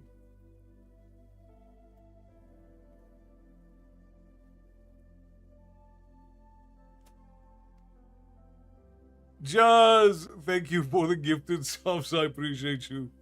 Tips to the Tavern Keeper, always appreciated. John, do you work? I have a bearded dragon. He's pretty cool, but he can't fly or breathe fire. Probably for the best. Probably for the best. I adore dragons. I collect all kinds of stuff, and I'm trying to make Dragon Rider type for D&D campaign setting. Oh, Dragon Riders are fun in D&D. They're hard to play, and they're hard to make rules for, but they are fun. I am back to haunt you all. Welcome back, John, thank you for the bits, brother. Tips to the Tavern Keeper always appreciated. One Dutch flirts with me relentlessly, another threatens me with money. I have a strange relationship with the Netherlands. What did I do to deserve this? You're French-Canadian, Matty. That's what you did to deserve it. You were bound to be under assault by the Dutch or the Scandinavians. It's bound to happen. Thank you, John. I appreciate you, brother. You've bought so many meads tonight. You're definitely gonna be on the drink.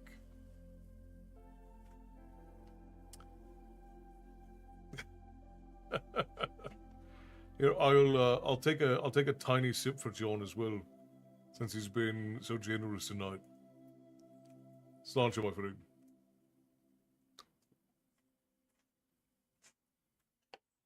Ads are done. Spectacular.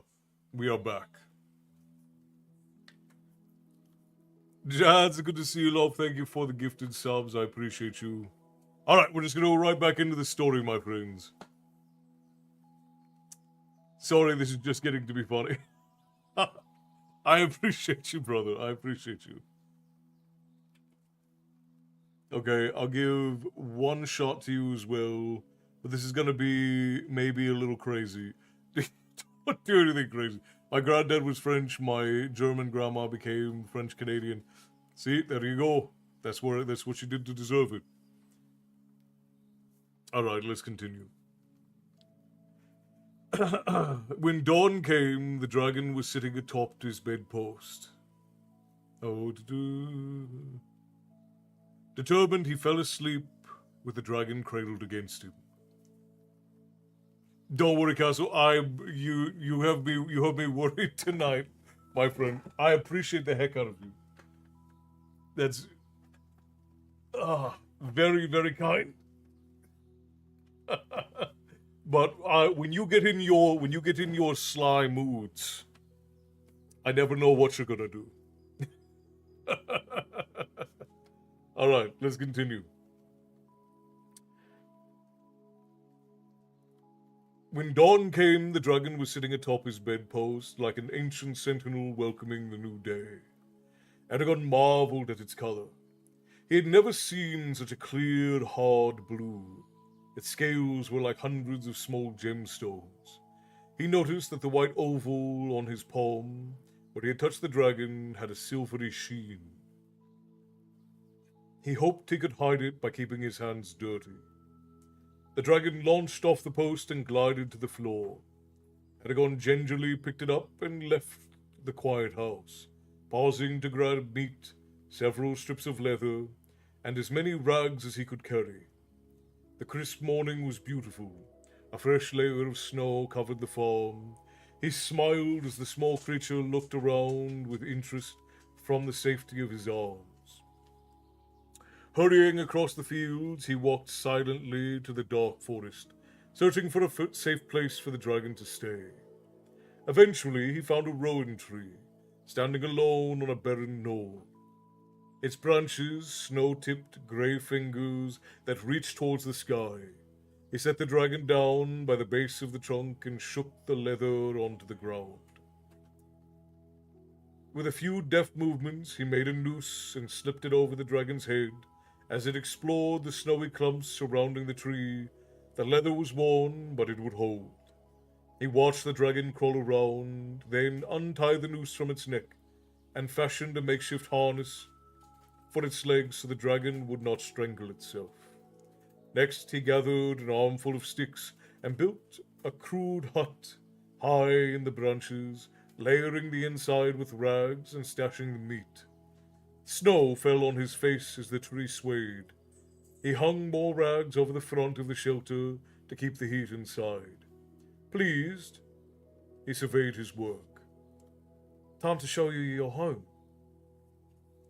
Your new home, he said, and he lifted the dragon up into the branches. It wriggled, trying to get free, then clambered into the hut, where it ate a piece of meat, curled up, and blinked coyly at him. You'll be fine as long as you stay here, he instructed, and the dragon blinked him again. Sure that it had not understood him, Eragon groped his mind until he felt the dragon's consciousness. Again, he had a terrible feeling of openness, of a space so large it pressed down on him like a heavy blanket. Summoning his strength, he focused on the dragon and tried to impress on it the idea, stay here. The dragon stopped moving and cocked its head at him. He pushed harder. Stay here. A dim acknowledgement came tentatively through the link. But Eragon wondered if it really understood. After all, it's only an animal. He retreated from the contact with relief and felt the safety of his own mind envelop him. Eragon left the tree, casting glances backwards. The dragon stuck its head out of the shelter and watched with large eyes as he left. After a hurried walk home, he sneaked back into his room and disposed of the egg fragments. He was sure Garo and Rorin would notice the egg's absence. It had faded from their thoughts after they learned it could not be sold. When his family got up, Rorin mentioned that he'd heard some noises during the night, but to Eragon's relief, did not pursue the issue. Eragon's enthusiasm made the day go by quickly. The mark on his hand proved easy to hide, and soon he stopped worrying about it. Before long, he headed back to the Rorin, carrying sausages he had pilfered from the cellar. With apprehension, he approached the tree. Is the dragon going to be able to survive outside in the winter? His fears were groundless. The dragon was perched on a branch, gnawing on something between its front legs. It started squeaking excitedly when it saw him. He was pleased to see that it remained in the tree, above the reach of large predators. As soon as he dropped the sausage at the base of the trunk, the dragon glided down, and while it voraciously tore apart the food, Eragon examined the shelter. All the meat he had left was gone, but the hut was intact, and the tufts of feathers littered the floor. Good, it can get its own food.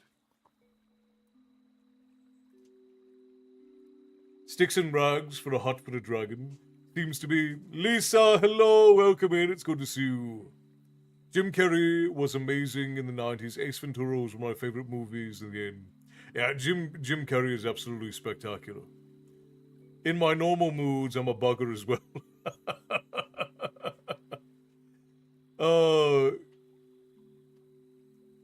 Cheers, lovely chat and Castle. Cheers, brother. Always good to see you, my friend. If you could, he has an open show as a comedian. It's very pure and funny. It's so good. Oh, Jim Carrey is who you guys are talking about. Yeah, no burning it down. Didn't burn anything down yet.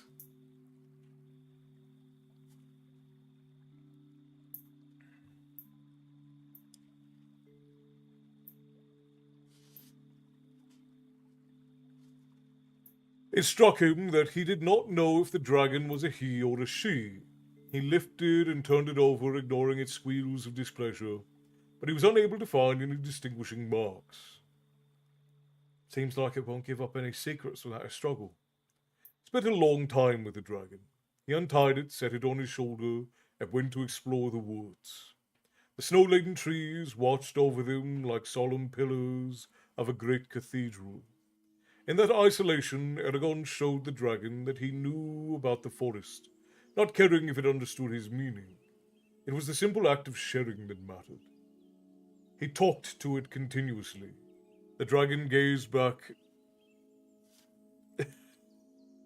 Cheers on the shot. I meant Captain Morgan. Oh, I see. See you soon, old King Bear. Thank you, John. I appreciate you, brother. And again, anyone who has not followed Beatbox, I do recommend it. He's a wonderful lad. I haven't burned it down yet, but John is working on it, seemingly. Thank you, John, for your generosity, brother. I appreciate it. Shoot me a message. We'll play a game sometime soon.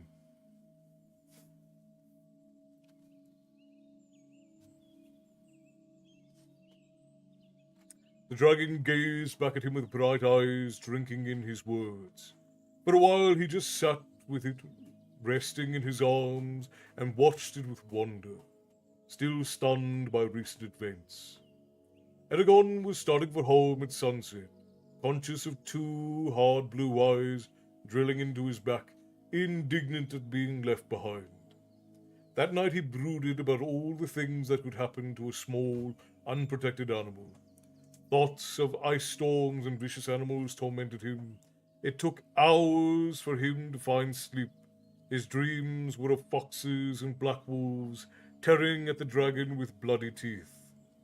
In the sunrise glow, Eragon ran from the house with food and scraps of cloth. extra insulation for the shelter. He found the dragon awake, safe, and watching the sun rise from high in the tree. He fervently thanked all the gods known and unknown. The dragon came down to the ground as he approached and leapt into his arms, huddling close to his chest. The cold had not harmed it, but it seemed frightened. A puff of dark smoke blew out of its nostrils. He stroked it comfortingly and sat with his back to the roan, murmuring softly. He kept still as the dragon buried its head in his coat. After a while, it crawled out of his embrace and onto his shoulder. He fed it and then wrapped the new rags around the hut. They played together for a time, but Eragon had to return to the house before long. Can I help you, sir?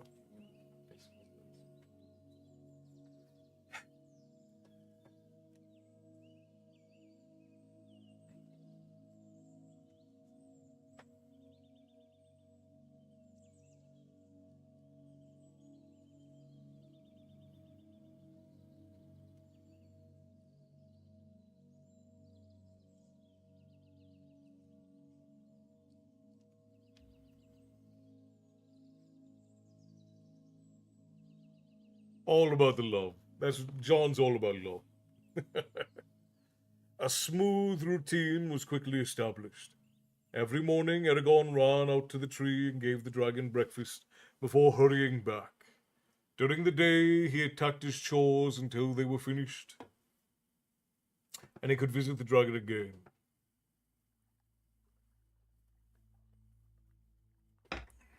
Both Garo and Rorin noted this behavior and asked why he spent so much time outside.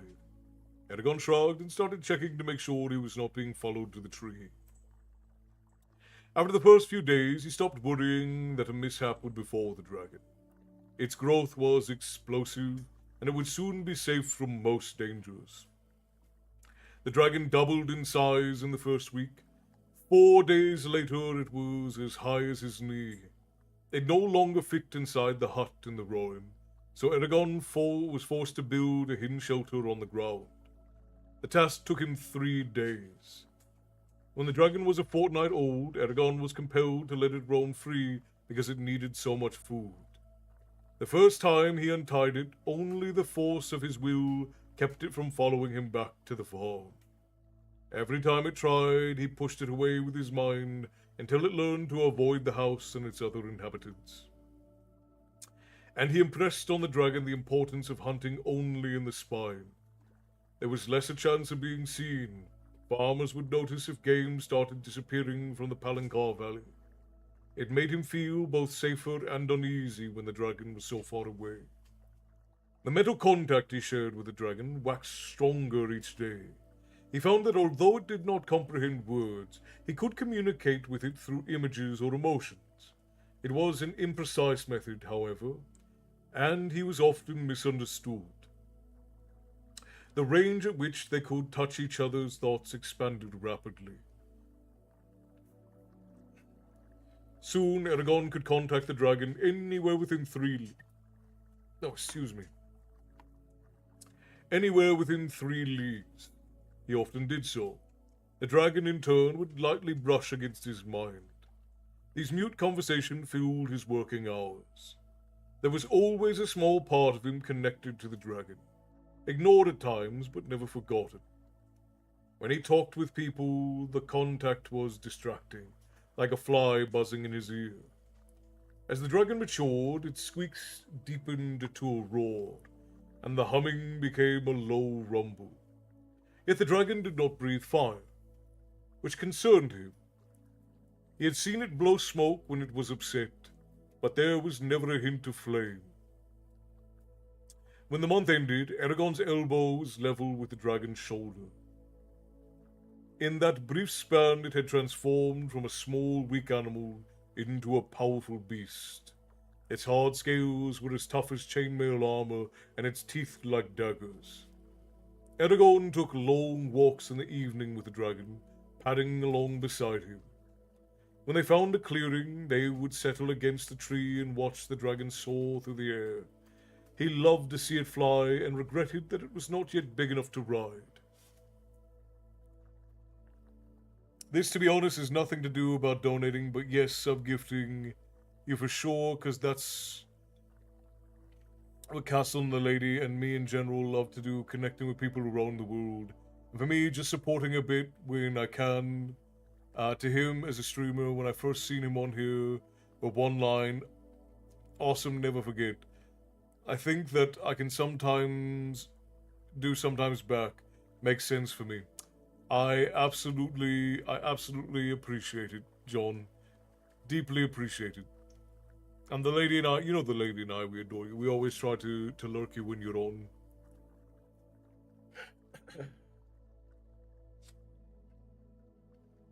Where am I? And yeah, it has been a long time. I don't know how, it's probably been close to 10 years at this point. It looks most of all. I appreciate you, brother. I appreciate you. I think that you've probably been around for probably about 10 years at this point. We've been friends for a while.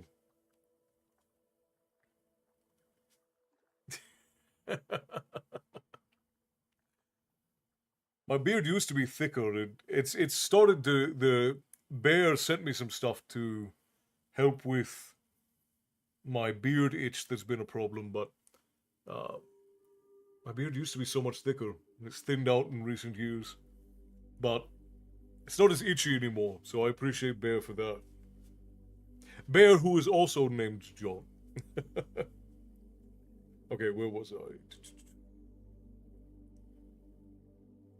He often sat beside the dragon and rubbed its neck, feeling sinews and corded muscle flex under his hand.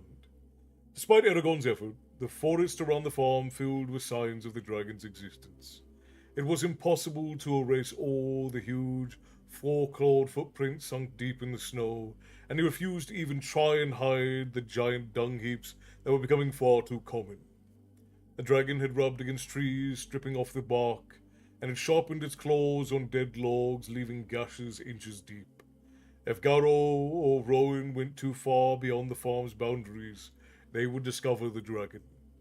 Eragon could imagine no worse way for the truth to come out, so he decided to preempt it by explaining everything to them. He wanted to do two things first, though. Give the dragon a suitable name, and learn more about dragons in general. To that end, he needed to talk with Braum, the master of epics and legends, the only place where dragon lore survived. So when Roran went to get a chisel, repaired, and carve a hole, Eragon volunteered to go with him. The evening before they left, Eragon went to a small clearing in the forest and called the dragon with his mind. After a moment, he saw a fast-moving speck in the dusky sky, and the dragon dived towards him and pulled up shortly and then leveled off above the trees. He heard a low-pitched whistle as the air rushed over its wings. It banked slowly left and spiraled gently down to the ground. The dragon backflapped for balance. With a deep muffled thump was it landed. Eragon opened his mind, still uncomfortable with the strange sensation, and told the dragon that he was leaving. It snorted with unease. He attempted to soothe it with a calming mental picture, but the dragon whipped its tail unsatisfied. He rested his hand on its shoulder and tried to radiate peace and serenity. Scales bumped under his fingers as he patted it gently. A single word rang in his head, deep and clear. Eragon! It was as solemn and sad as if an unbreakable pact was being sealed. He stared at the dragon, and a cold tingle ran down his arm. Eragon! A hard knot formed in his stomach. An unfathomable sapphire eyes gazed back at him. For the first time, he did not think of the dragon as an animal.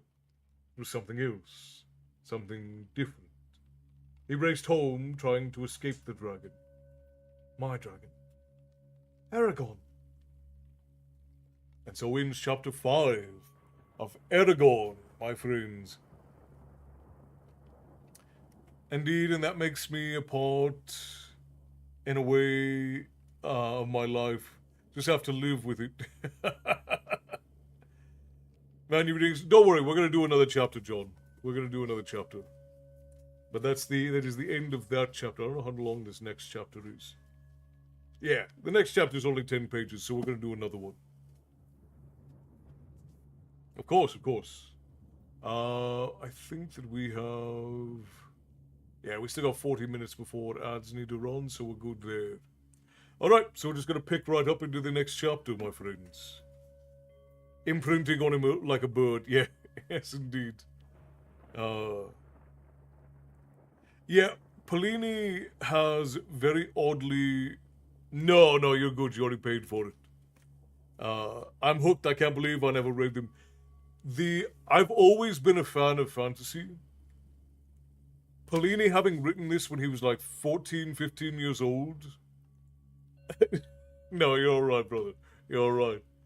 Polini having written this when he was 14, 15 years old was a massive inspiration for me as a young man, and is one of the things that got me back into storytelling after I had moved away from my grandfather and the rest of my family who are generational and classically trained storytellers.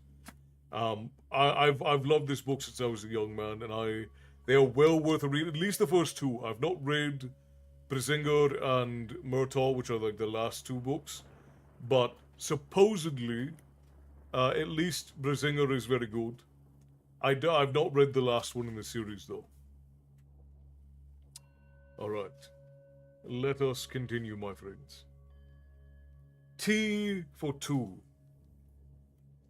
Roran and Eragon parted at the outskirts of Carver Hall. Eragon walked slowly towards Brom's house.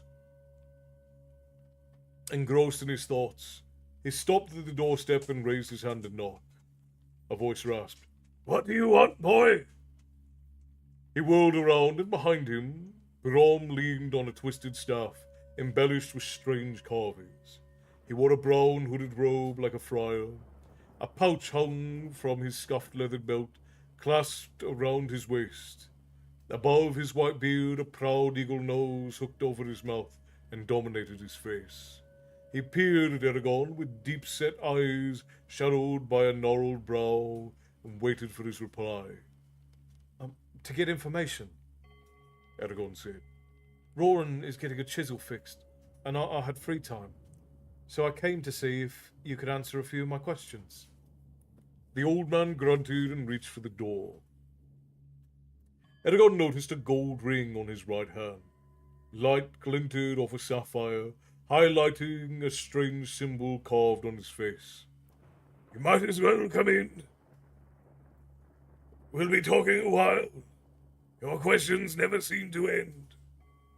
Inside, the house was darker than charcoal, an acrid smell heavy in the air. "Now for a light." Eragon heard the old man move around, and then a low curse as something crashed to the floor. "Ah, here we go." A white spark flashed. A flame wavered into existence. Brom stood with a candle before a stone fireplace. Stacks of books surrounded a high-backed, deeply carved wooden chair that faced the mantel. The four legs were shaped like eagle claws, and the seat and back were padded with leather embossed with a swirled rose pattern. A cluster of lesser chairs held piles of scrolls. Ink pots and pens were scattered across the writing desk. "Make room for yourself. But by the Lost Kings, be careful. This stuff is valuable." Eragon stepped over the pages of parchment, covered with angular runes, and he gently lifted cracking scrolls off a chair and placed them on the floor. A cloud of dust flew into the air as he sat. He stifled a sneeze. Brom bent down and lit the fire with his candle. "Good. Nothing like sitting by the fire for conversation." He threw back his hood and revealed hair that was not white, but silver, then hung a kettle over the flames and settled into the high-backed chair. "Now, what do you want?" He addressed Eragon roughly, but not unkindly. Well, Said Eragon, wondering how best to approach the subject. I keep hearing about dragon riders, and their supposed accomplishments. But most everyone seems to want them to return. But I've never heard tell of how they were started, where the dragons came from, or what made the riders special, aside from the dragons. A vast subject to tell about, grumbled Brom. He peered at Eragon alertly. If I told you their whole story, we would still be sitting here when the winter comes again. It will have to be reduced to a manageable length. But before we stop properly, need my pipe. Eragon waited patiently for Brom as he tamped down the tobacco. He liked Brom. The old man was irascible at times, but he never seemed to mind taking time for Eragon. Eragon had once asked him where he came from, and Brom laughed, saying, A village much like Carver Hall, only not quite as interesting. Curiosity aroused, Eragon asked his uncle. Baccaro could only tell him that Brom had bought a house in Carver Hall nearly 15 years ago, and had lived there quietly ever since. Brom used his tinderbox to light the pipe. He puffed a few times and then said, There, we won't have to stop, except for the tea. Now, about the riders, or the Shortugal, as they are called by the elves. Where to start? They spanned countless years and, at the height of their power, held sway over twice the Empire's land. Numerous stories have been told about them, most nonsense. If you believe everything said, you would expect them to have the power of a lesser god. Scholars have devoted entire lives to separating these fictions from fact, but it's doubtful any of them will ever succeed. However, it isn't an impossible task if we confine ourselves to 3 areas you specified: how the riders began, why they were so highly regarded, and where the dragons came from. I shall start with that last item. Eragon settled back and listened to the man's mesmerizing voice.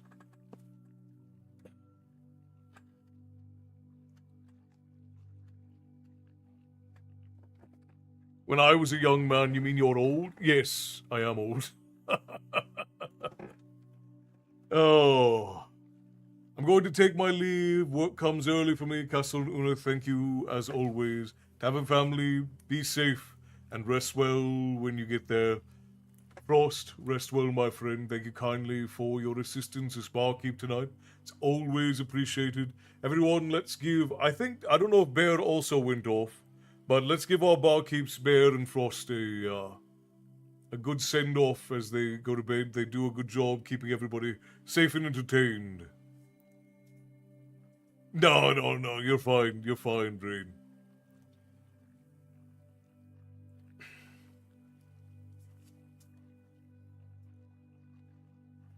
Cindy putting in the work over on TikTok, 17,000 likes. All right, let's continue, friends.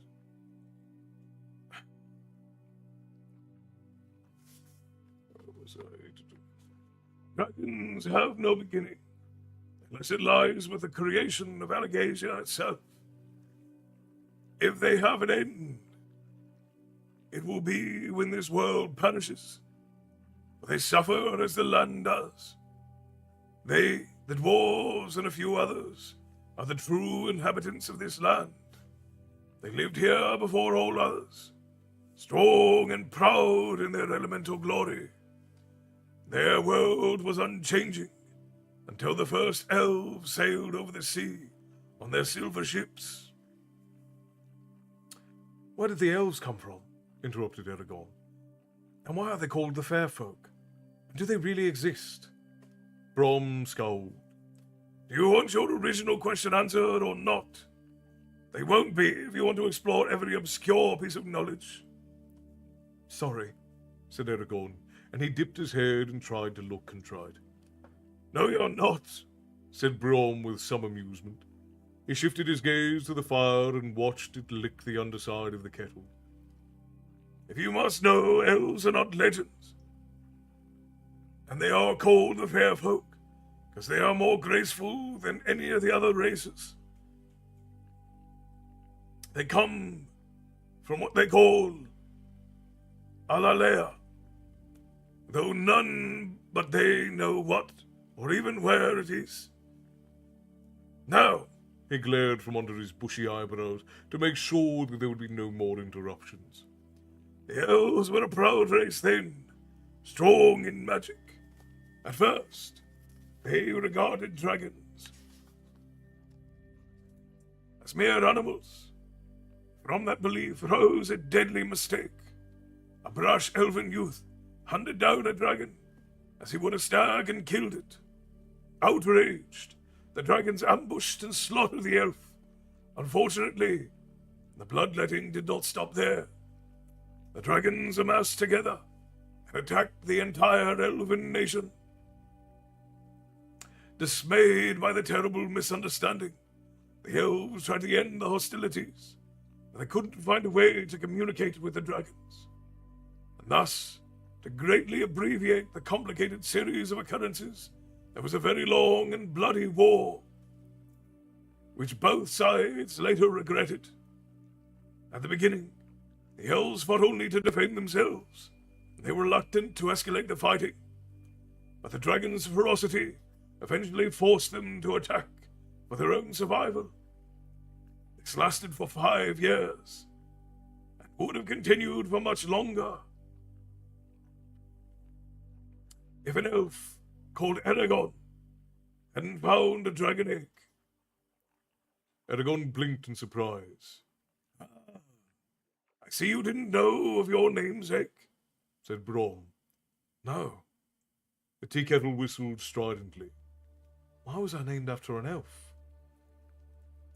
Then you should find this all the more interesting, said Brom.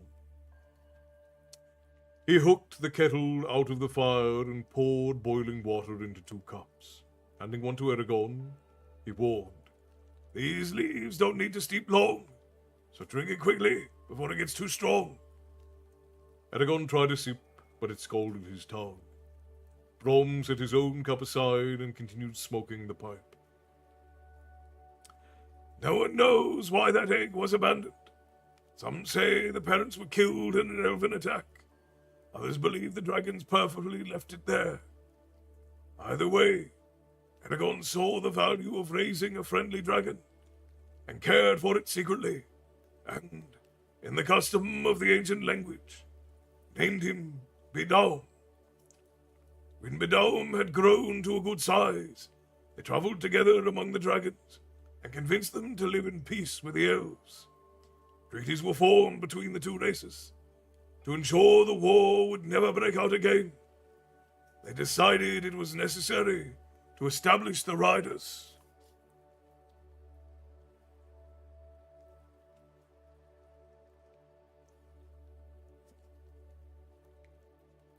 I agree with that, Jacob. The only thing they got right in the Eragon movie was Brom. They couldn't have picked a better actor. Good night, Jacob. Rest well. The bear has returned. Welcome back. Sorry I'm late, Castle. That's quite all right, Hannah. I'm glad that you made it in. Frost just went off to bed, Bear. But I'm glad you're back. Welcome in. Or welcome back in, rather.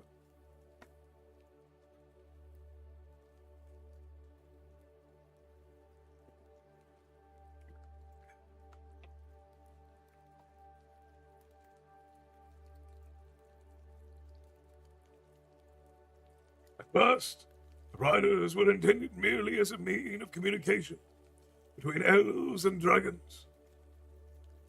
However, as time passed, their worth was recognized, and they were given ever more authority. Eventually, they took the island of Vroengard as their home and built a city on it. Doru Ariaba. Before Galbatorix overthrew them, the riders held more power than all the kings in Alagasia. Now I believe I have answered 2 of your questions. Yes, said Eragon absently. It seemed like an incredible coincidence that he had been named after the first rider. For some reason, his name did not feel the same anymore. What does Eragon mean? I don't know, said Brom. It's very old. I doubt anyone remembers except the elves.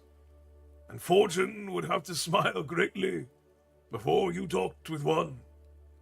It is a good name to have, though. You should be proud of it. Not everyone has one so honorable. Eragon brushed the matter from his mind and focused on what he had learned from Brom. There was something missing. I don't understand. Where were we when the riders were created? We? Asked Brom, raising an eyebrow. You know, all of us. Eragon waved his hands vaguely. Humans, in general. Brom laughed. We are no more native to this land than the elves. It took our ancestors another 3 centuries to arrive here and join the riders. That can't be, Eragon protested. We've always lived in the Palancar Valley. That might be true for a few generations, but beyond that, no. It isn't even true for you, Eragon, said Brom gently. Though you consider yourself a part of Garrow's family, and rightly so, your sire was not from here. Ask around and you'll find many people who haven't been here that long. This valley is old, and it hasn't always belonged to us. Eragon scowled and gulped at the tea. It was still hot enough to burn his throat. This was his home, regardless of who his father was. What happened to the dwarves after the riders were destroyed? No one really knows. They fought with the riders, though.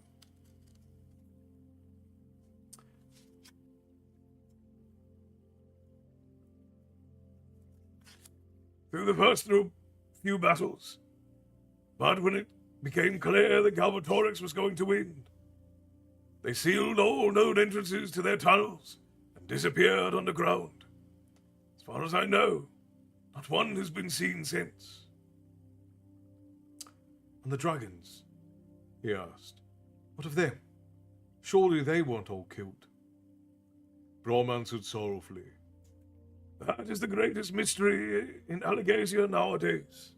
How many dragons survived Galbatorix's murderous onslaught? He spared those who agreed to serve him, but only the twisted dragons of the Forsworn would assist his madness. If any dragons aside from Shurikan are still alive, they have hidden themselves, so they will never be found by the Empire. So where did my dragon come from? Wondered Eragon. Were the Urgles here when the elves came to Allegasia? He asked. No. They followed the elves across the sea, like ticks seeking blood. They were one of the reasons the riders became valued for their battle prowess and ability to keep peace. Much can be learned from this history. It's a pity the king makes it a delicate subject, reflected Brom. Yes, I heard your story last time I was in town. Story? Roared Brom, lightning flashed in his eyes. If it is a story, then the rumors of my death are true. You are speaking with a ghost. Respect the past. You never know how it may affect you. Eragon waited until Brom's face mellowed before he dared ask. How big were the dragons? A dark plume of smoke whirled above Brom like a miniature thunderstorm. Larger than a house. Even the small ones had a wingspan over 100 feet. They never stopped growing. Some of the ancient ones, before the Empire killed them, could have passed for large hills. Dismay swept through Eragon. How can I hide my dragon in years to come? He raged silently, but kept his voice calm.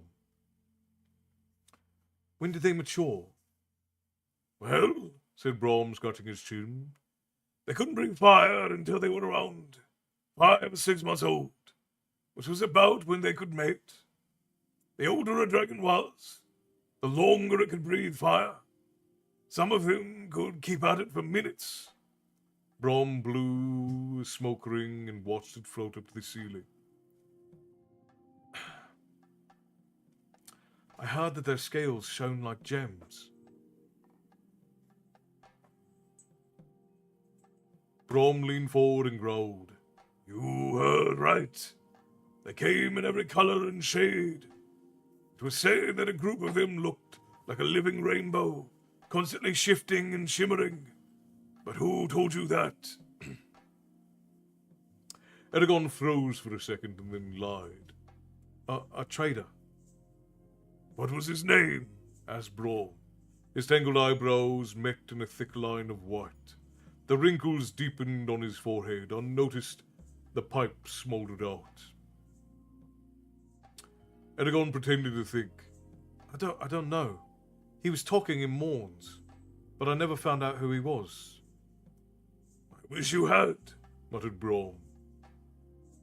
He also said a rider could hear his dragon's thoughts, said Eragon quickly, hoping that the fictitious trader would protect him from suspicion.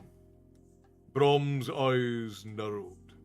Slowly he took out a tinderbox and struck flint. Smoke rose and he took a long pull from the pipe, exhaling slowly. In a flat voice he said, He was wrong.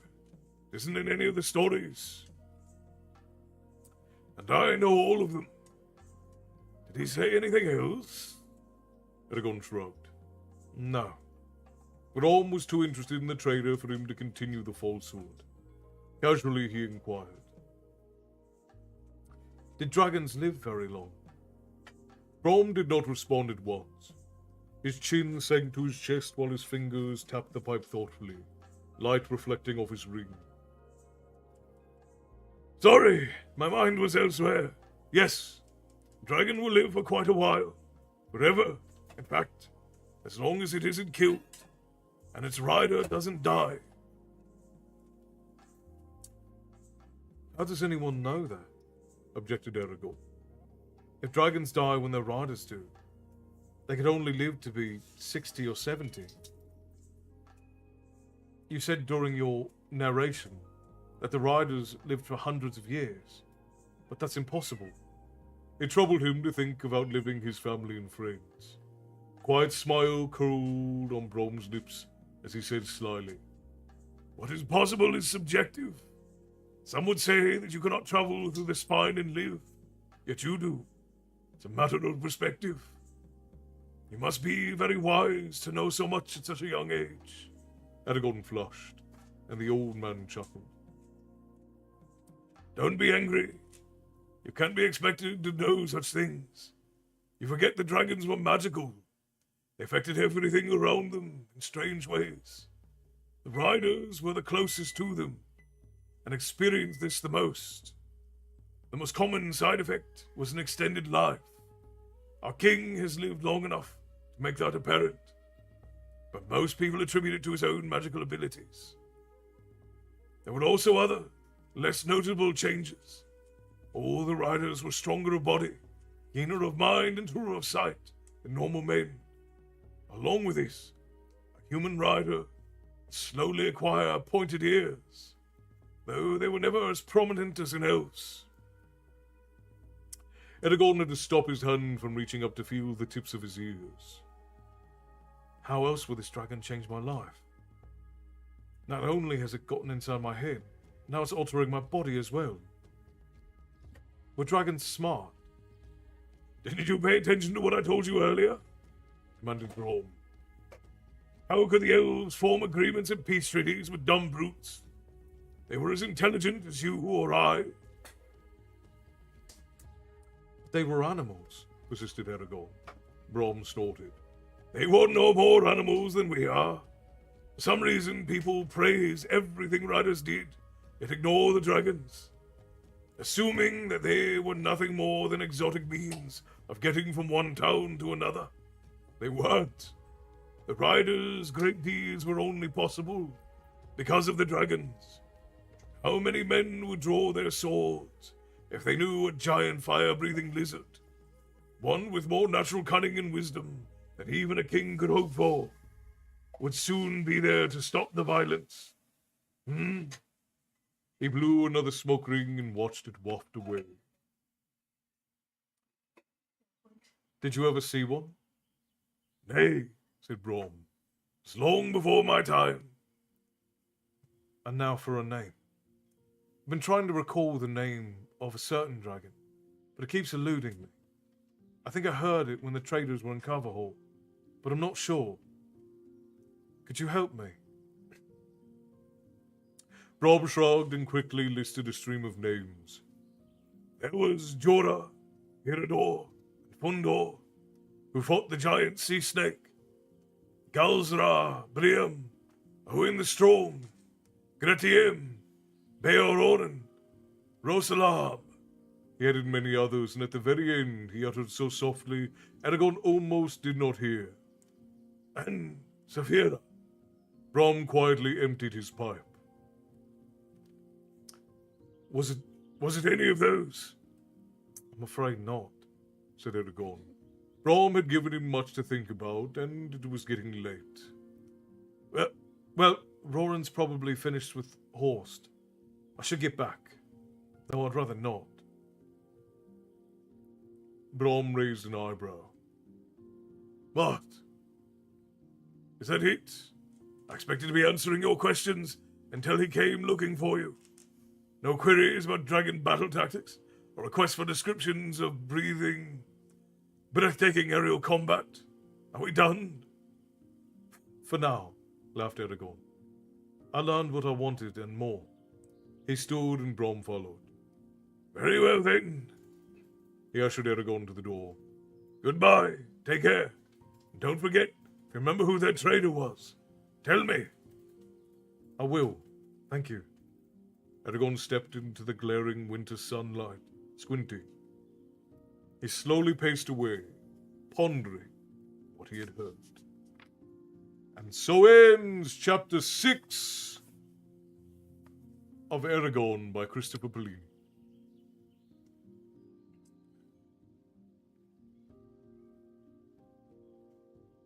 Yeah, Milo is being a bit dramatic. He got punished for peeing on things, and he's been being a drama queen ever since then. Okay, let's see. How long is this next chapter? Because we are 2.5 hours in. Oh, these next 2 chapters, it looks are not very long. So that one's 3 pages. Okay, we can do 2 more chapters tonight, my friends. It is so good. It is very good. I'm glad you're enjoying it, Jacob. I'm glad you're enjoying it. We need to run ads for our Twitch friends again so that they don't get interrupted. So what we're going to do, I'm going to get up and use the facilities very quickly. We're going to run ads. I'm going to put you guys onto the ladies playlist. And so we're going to take a 3 to 5 minute break. Everybody get up, fill your drinks. And then when I come back, we're going to do 2 more chapters. It'll be about 5 more pages. So about another 30 minutes of story time. And Jacob and Emerald, I'm glad you guys are enjoying.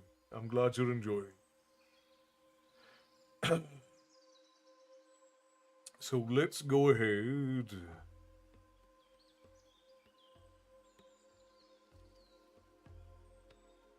And I'm going to get you guys. We're going to mute you. I'm going to come over here. And we're going to start that. All right. We'll be right back, friends. We're going to run some ads for our Twitch friends, and then we will return presently.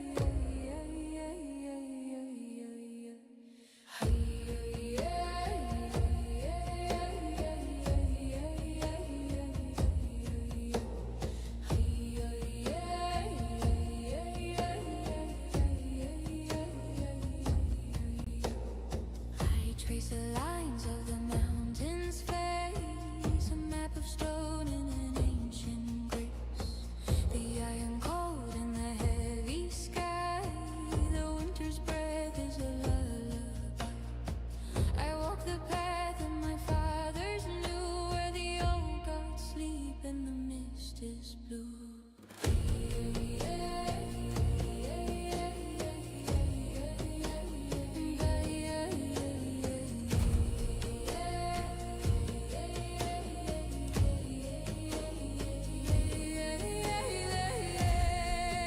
Through the biting wind, the story ends where the past begins. We are blood, we are the blood, we are the bone. We never walk these woods alone. The earth remembers its own. 1,000 years in a single breath, the dance of life and the song of death. The smoke will rise from the valley floor to lead us back to the open door.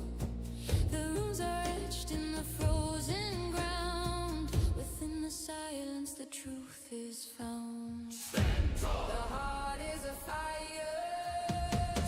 The spirit is iron. I am the echo, I am the mountain. Carry the flame through the biting wind. The story ends where the past began. We are blood, we are the blood, we are the bone. We never walk these woods alone. The earth remembers its own.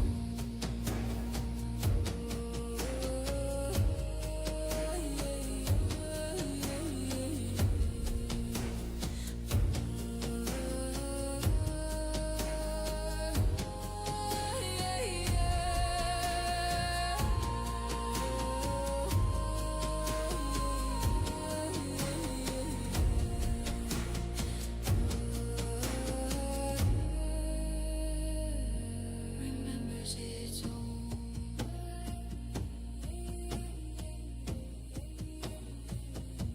Remembers its own.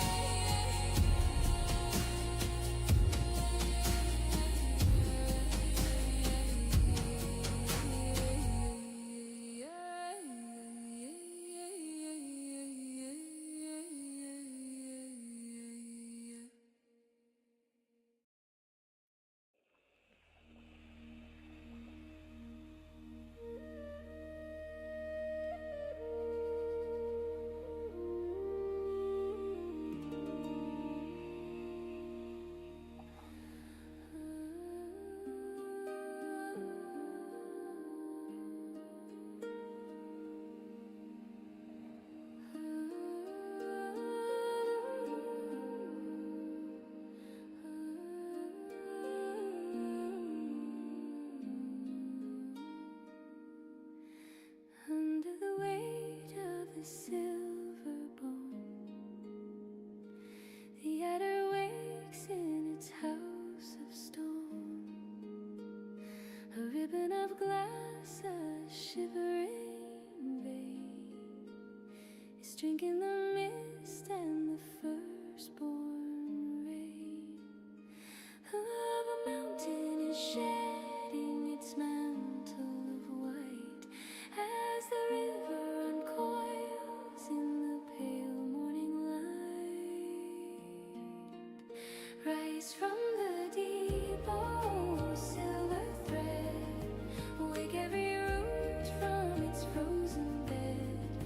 The ice is a skin that is peeling away to leave the green heart of a new coming day. Flow, little serpent, flow to the sea. Set the heart of the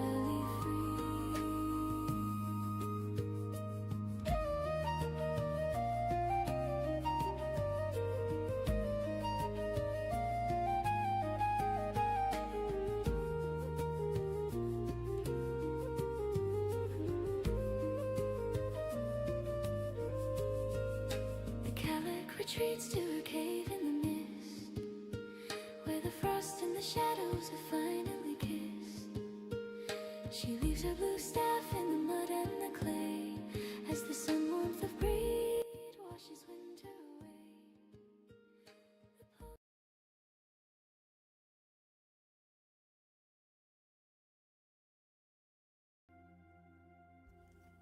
All right, my friends, I have returned, and we shall pick right back up. Berkey, hello, my friend. Good to see you. Welcome in. Hello, keeper of stories. May your fire burn long and bright. Ah, you flatter me deeply, my friend. Thank you for the blessings. I hope that you're doing well and thriving out there in the world.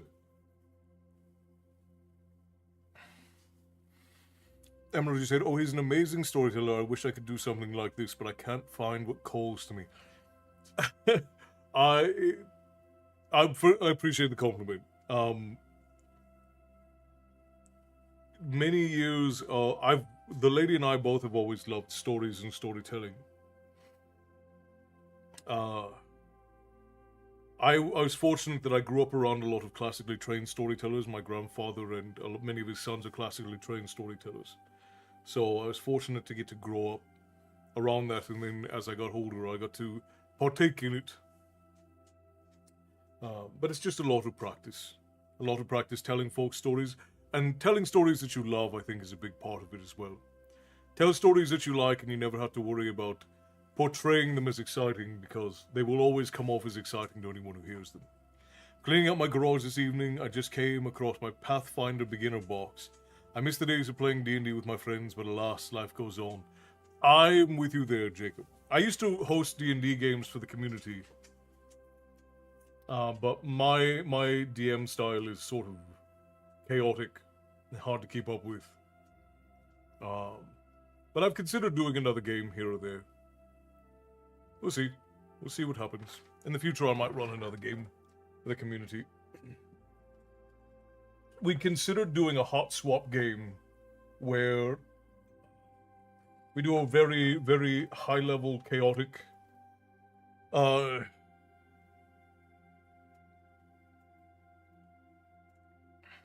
Nova, hello, welcome in. It's good to see you. What was my brain trying to... we'd considered doing a hot swap campaign where we have open slots for anybody in the community who wants to play. And then as people die, or as people don't show up, new folks get to get swapped in for that particular night.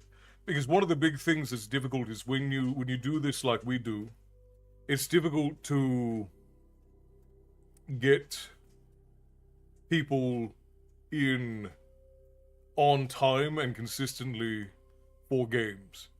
And obviously that's what kills D&D games more often than not anyways, is people just not showing up.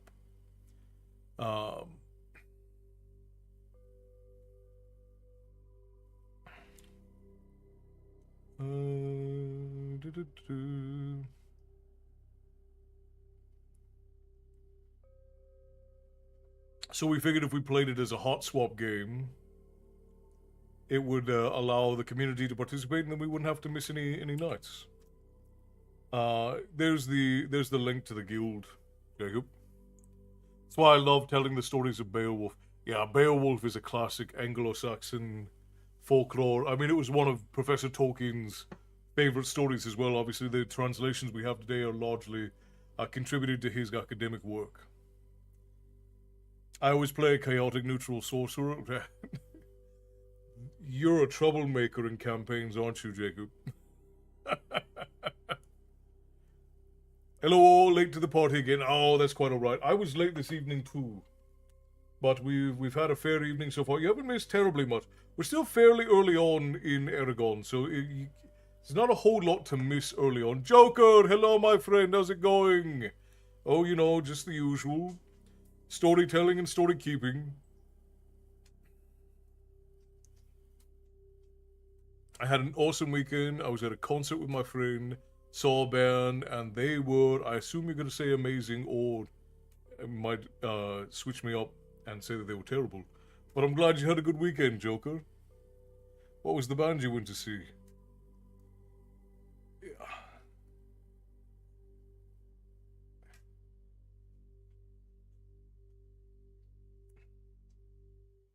They were fantastic. Well, good. I'm glad you had a good time.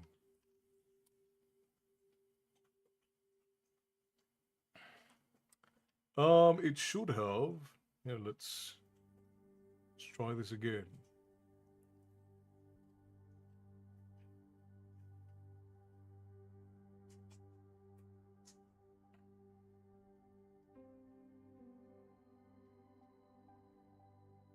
It might have just...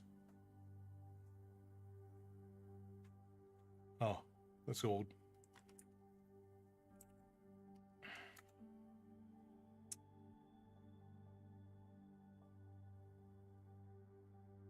Yeah. It is in there, Jacob. I don't know. If you can't see it, it's because Facebook is intentionally hiding it. They do that sometimes. Alright.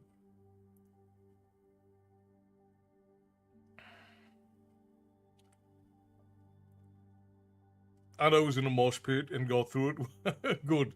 Good. Got out safe.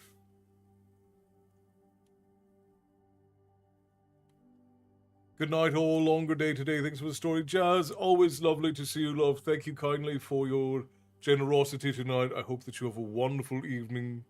I hope you rest well. We're only going to be on for a little bit longer. I think we've got 5 more pages, 6 more pages, 2 more chapters. These are very short chapters. Excellent, Jacob. Excellent. I usually play either a wizard or a bard. Oh, you like to play... See, because Bard is for role-playing. Most people play Bard because they like to role-play as the Bard. Wizards are because you like the overly complicated gameplay, because wizards are complex. Spartan219 is me. Alright, I'll make sure it's approved after story time. Jacob? Tim, hello, my friend. Rum! With plenty of rum. Pull up a seat, my friend. It's actually, what is that? Vernal Blossom Pudding.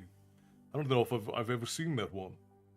But we don't get a lot of super chats over on YouTube, so the YouTube Tavern Fare doesn't pop. I don't know if I've ever brought that up, but each platform for the tips to the Tavern Keeper, each platform has its own Tavern Fare. I don't know if I've ever brought that up ever. Divination wizard for roleplay. So you like the roleplay aspects of it. See, I like to play games that are so the games that I put together are perfect for roleplay, but they're also perfect for if you like the challenge of the game. Because my games are very difficult, but there's also a lot of free play, free open for roleplay because I don't micromanage what players can and can't do.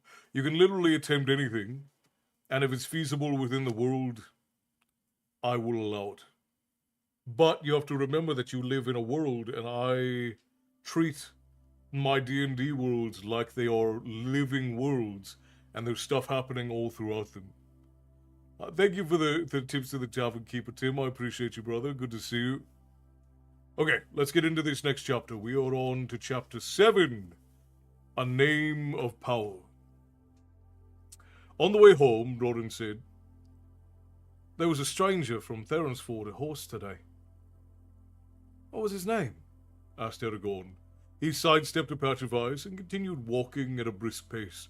His cheeks and eyes were burning from the cold. Dempton. He came here to have horse forge him some sockets, said Roran, his stocky legs ploughing through a drift, clearing the way for Eragon. Doesn't Theransford have its own smith? Yes, replied Roran, but he isn't skilled enough.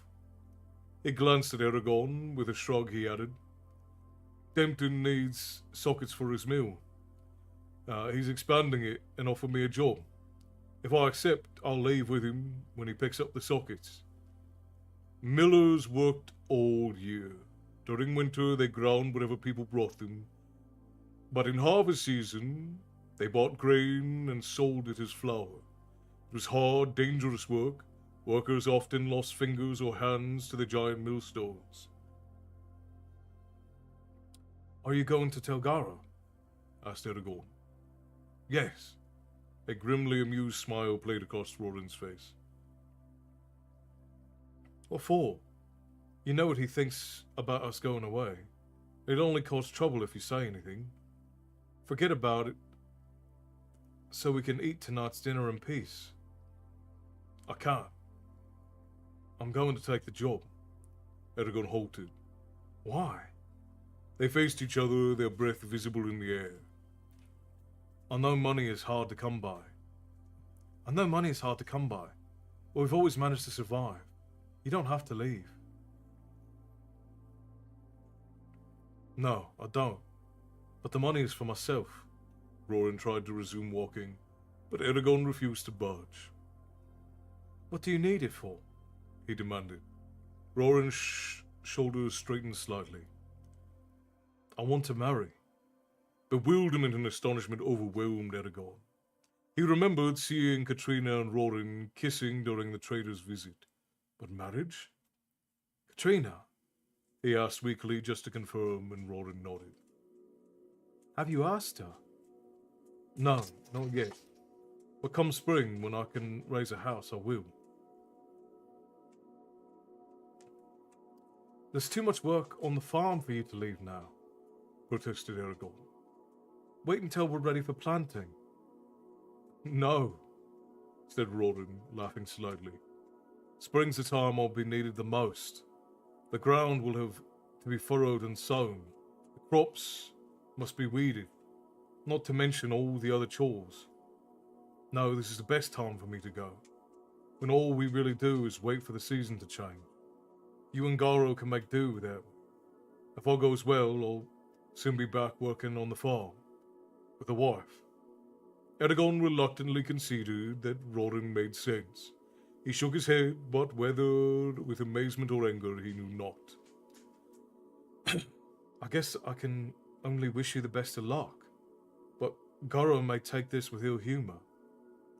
Susan, thank you for the heartbeat over on TikTok. Tips to the Tavern Keeper, always appreciated. John, thank you for the bits, brother. I appreciate you. I like chaotic neutral sorcerer because I don't have to have the requirements of a wizard, and I'm free to play however I wish. Sometimes I lean lawful.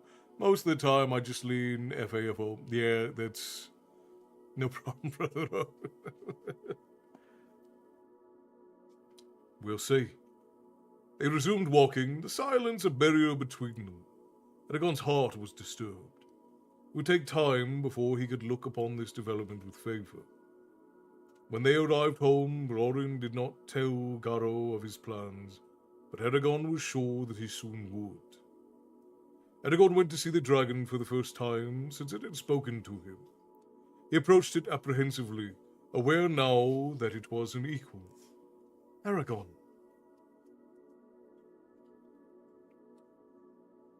Is that all you can say? He snapped. Yes.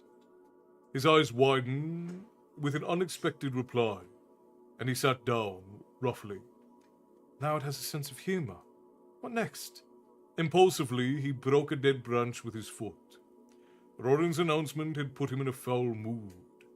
A questioning thought came from the dragon, so he told it what had happened. As he talked, his voice grew steadily louder until he was yelling pointlessly into the air. He ranted until his emotions were spent. Then he ineffectually punched the ground. I don't want him to go, that's all, he said helplessly. The dragon watched him passively, listening and learning. Eragon mumbled a few choice curse words and rubbed his eyes. He looked at the dragon thoughtfully. You need a name. I heard some interesting ones today, but perhaps you'll like one. He mentally ran through the list Brom had given him until he found two names that struck him as heroic, noble, pleasing to the ear. What do you think of Vanelor, or his successor, Erador? Both were great dragons. John! Thank you for the bits, brother. I appreciate you. Just want to get to 20k on the list now on the number one. I love... Well, nothing I can do to stop you. Thank you for the bits, brother. Enjoy all of your Black Dragon meat. Where was I? No, Said the dragon. It sounded amused with his efforts. Eragon. That's my name. You can't have it. He said, rubbing his chin. Well, if you don't like those, there are others. He continued through the list, but the dragon rejected every one he proposed.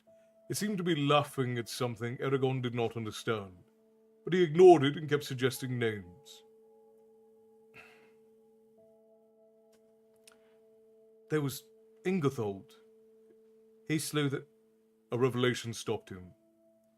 That's the problem. I've been choosing male names. You're a she. Yes. The dragon folded her wings smugly. Now that he knew what to look for, he came up with half a dozen names. He toyed with Miramel, but that did not fit. After all, it was the name of a brown dragon. Ophelia and Honora were also discarded. He was about to give up when he remembered the last name Brom had muttered. Eragon liked it, but with the dragon. He asked, Are you Saphira? She looked at him with intelligent eyes. Deep in his mind, he felt her satisfaction. Yes. Something clicked in his head, and her voice echoed as if from a great distance. He grinned in response, and Saphira started humming. Thank you, brother. I appreciate you. Tips to the tavern keeper always appreciated. Master Applebottom, welcome in. You've marked the tavern on your map. You should be able to find your way back the next time that you seek a story. There you are, you're number one on the list with 20,000 bits. I appreciate you, brother. Good night, Joker. I'm glad you had a good weekend, my friend. We'll look forward to seeing you back on Thursday for more story time. Rest well, my friend. Alright, we got one more chapter before the end, friends. It's only a mere 3 pages, so settle in, keep quiet, and let us finish this final chapter before I send you all off to bed. A miller to be. The sun had set by the time dinner was served. A blustery wind howled outside, shaking the house. Eragon eyed Roran closely and waited for the inevitable. Finally, I was offered a job at Theransford Mill, which I planned to take. Garrow finished a mouthful of food with deliberate slowness and laid down his fork. He leaned back in his chair, then interlaced his fingers behind his head and uttered one dry word. Why? Roran explained while Eragon absently picked at his food. I see, was Garrow's only comment. He fell silent and stared at the ceiling. Thank you, John. I appreciate you, brother. Tips to the tavern keeper are always appreciated, my friend. Oh, you're such a nut, mate.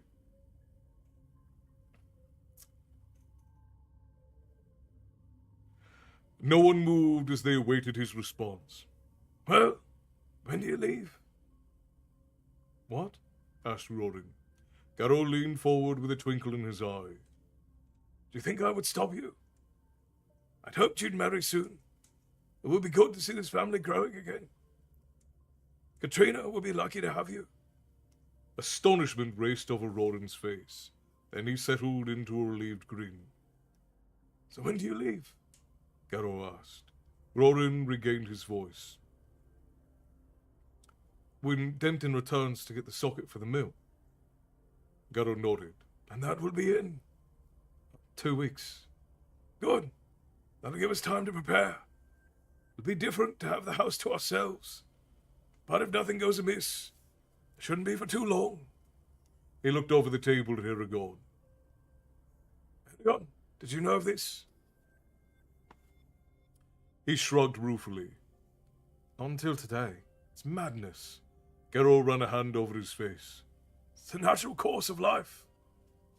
He pushed himself up from the chair. All will be fine. Time will settle everything. For now, though, let's clean the dishes. Eragon and Rorin helped him in the silence. The next few days were trying. Eragon's temper was frayed.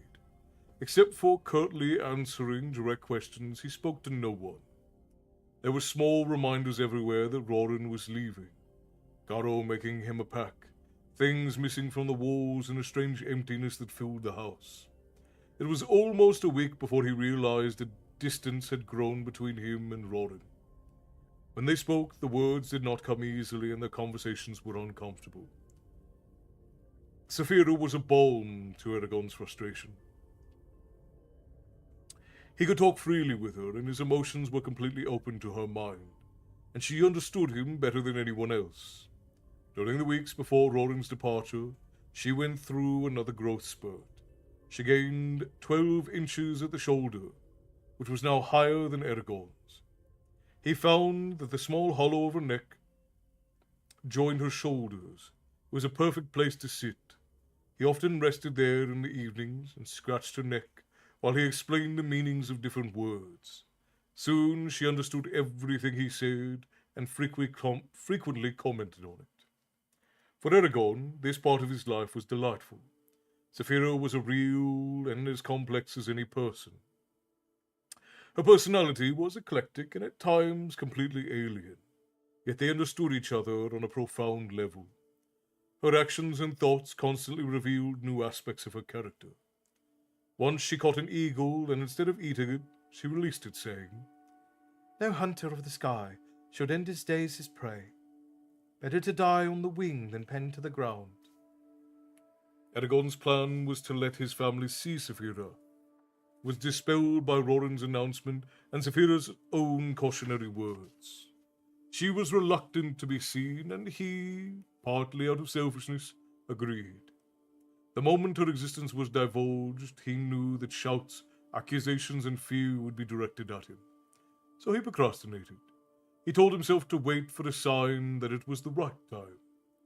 The night before Rorin was to leave, Eragon went to talk with him.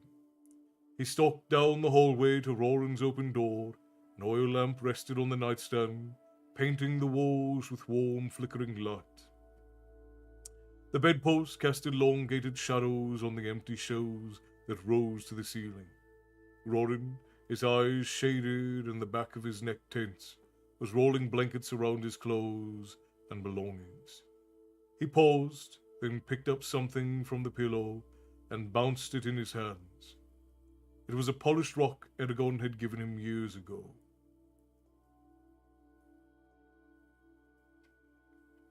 Rorin started to tuck it into the bundle and then stopped and set it on a shelf. A hard lump formed in Eragon's throat, and he left. And so ends chapter, I think that was chapter 8 of the first book of the Inheritance Cycle, Eragon. Let's see, we were on Strangers in Carver Hall is the next chapter, so let's see.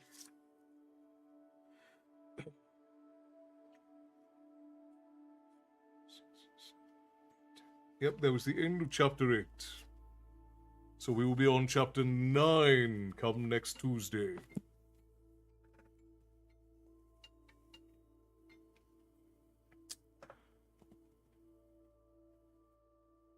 Yeah, that was a hell of a story night, my friends.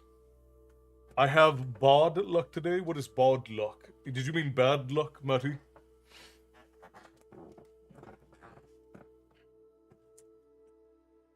Every stream my brain in has crashed.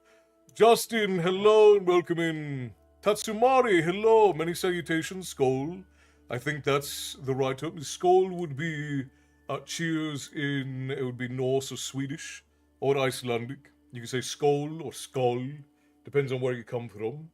They all spell it a little bit different, so S-K-A-L or S-K-O-L. We usually say Slarsha, which means health, in Irish Gaeilge. And sometimes we'll say Erangobra.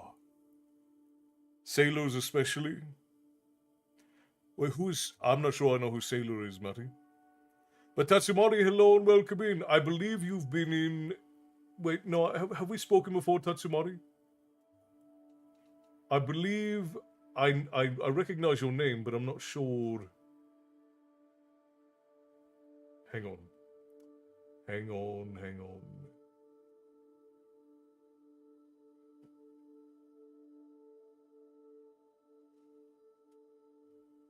I raided you once and I believe you followed me too. Oh, yes. Okay, I do remember. Well, I'm very glad that you dropped back in. It's good to see you. Welcome. Alright, the bear has cashed in a shore shanty and a sea shanty. Did you have anything in particular in mind, Bear? She's another of my friends, another VTuber who reads and does ASMR. Ah, I see. Yeah, I do follow you. I've seen you on my following list. But welcome in, my friend. It's good to see you. I hope you're having a wonderful week. I hope you had a great weekend. You taught me slanches, tansha. No, that's about right. So it's typically there are accents in there, but they're not necessary for when you're typing it out. Lisa, slancha. Yeah, slanches, tansha means health and wealth. Seeing the black dragon towered up on my feet always lift my spirits even in the darkest of moments. That is a fine compliment, my friend. I'm glad that you find such peace and respite here in the tavern. That is what it is here for. In the Scottish Rite of Freemasonry, some say health and peace, which comes from one of the degrees. I have heard that, Jacob. Red Rose Cafe and Big Strong Man tavern version. Red Rose Cafe. Is that red is the rose? King Norcalius, your highness, hello, welcome in, my friend, good to see you. What do you do with a drunken sailor, perhaps? We can do, what do you do with a drunken sailor? We can do Big Strong Man. What were the, do I have the modified lyrics from you in a message, Bear?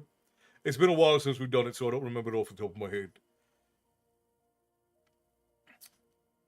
Now, do you mean Red is the Rose, or is Red Rose Cafe its own song? Red Rose Cafe, let's see. Cafe lyrics. Ooh.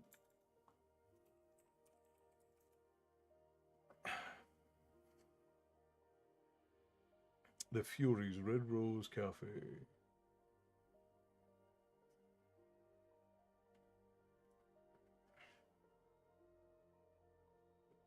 Okay, I'm gonna need. I don't remember this Red Rose Cafe one, so I'm gonna need to listen to the lyrics. Hang on, just so I know the tune.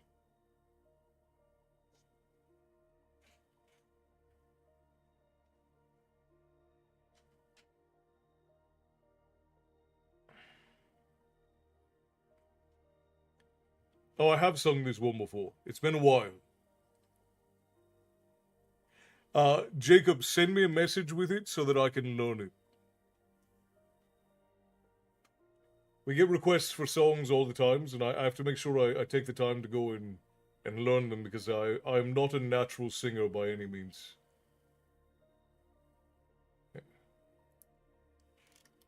I do remember this one.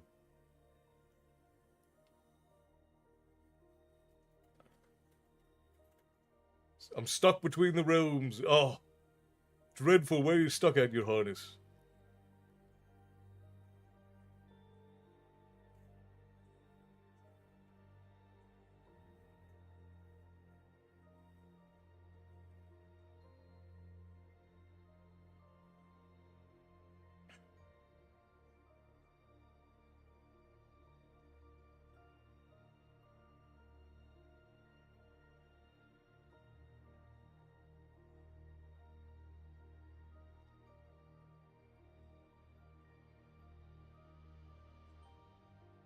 Yeah. Okay, so I do remember this one.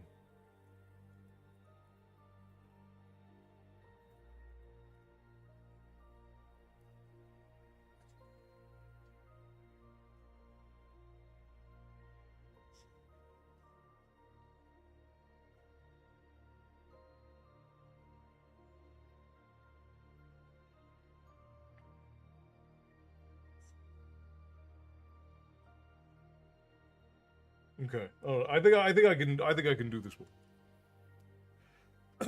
And then we had a request for you don't need to be if the whole tavern sings with you.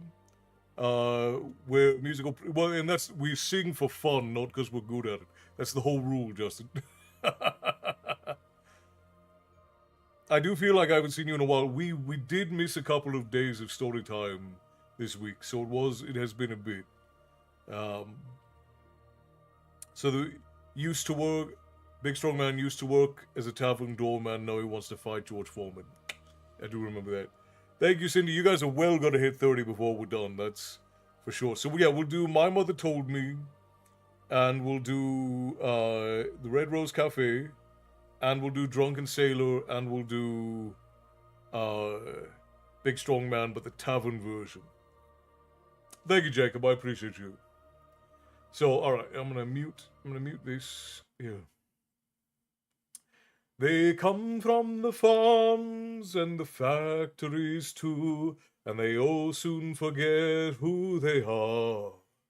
The cares of the day are soon washed away as they sit at a stool by the bar. The girl with green eyes in the Rolling Stone shirt doesn't look like she works on the land. The man at the end, he's a very good friend of a man who sells cars second hand. Down at the Red Rose Cafe in the harbor, there by the port just outside Amsterdam. Everyone shares in the songs and in the laughter. Everyone there is so happy to be there. The salesman relax with a few pints of beer as they try not to speak about the trade. The poet won't write any verses tonight. He may sing a sweet serenade. So pull up a chair and forget about life. It's a good thing to do now and then. And if you don't like it here, then I have an idea.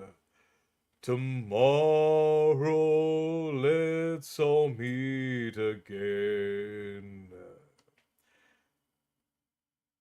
Down at the Red Rose Cafe in the harbor, there by the port just outside Amsterdam. Everyone shares in the songs and the laughter. Everyone there is so happy to be there. Thank you for the song, my friends. I don't know how well I did that one. I should probably practice it more because it's been a while since I've done it. But all right, now we're gonna do Big Strong Man. Now, Big Strong Man is a difficult one because it's fast, and I don't do good with fast songs. But the bear has, the bear and I have a tavern version of the song. So we're gonna try it. Again, it's been a long time since I've done this one. We're gonna try it. Of course, Deadshot. You can always recommend one.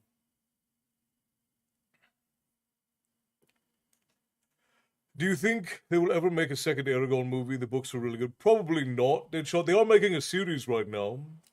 I have not done Cockles and Mussels in a very long time, but I have done it before, Cindy. And Deadshot Mercs, thank you for following. You've marked the tavern on your map. You should be able to find your way back the next time you seek a story. I did, Matty. I'm working on it right now. No. You're good. You're good. It keeps me on my toes, Bear. Need to keep me from getting too comfortable. Okay, so it's he lived in a caravan. Have you heard about the Jeffrey Johnson fight? Oh, what a hell of a fight! He can take all the heavyweights he got. We've got a lad who'll beat the whole lot. He was my brother Sylvester. A row 40 medals on his chest. Okay.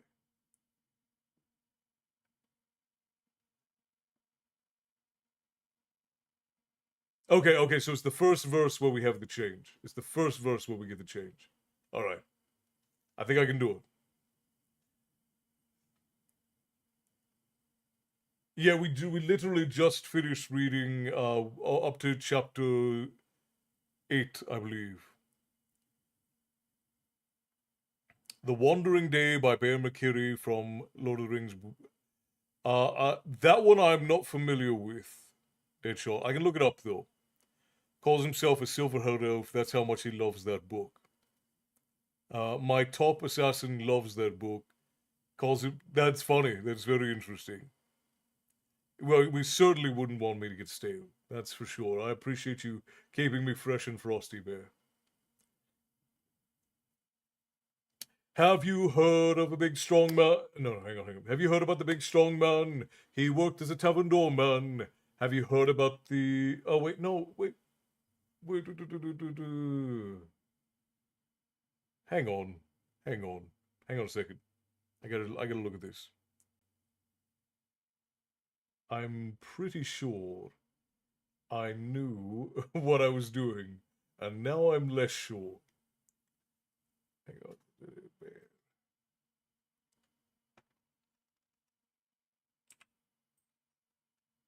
Joe, thank you for the bits, my friend. I think you've given more than enough for tonight, but I appreciate you, my friend. Okay, let's see. Oh, you know what, Bear? I think that these are in our messages over on Gilded. Yeah, they are. They're not. We don't have them over on the. Oh, what a drag. You're right. I'll be back tomorrow.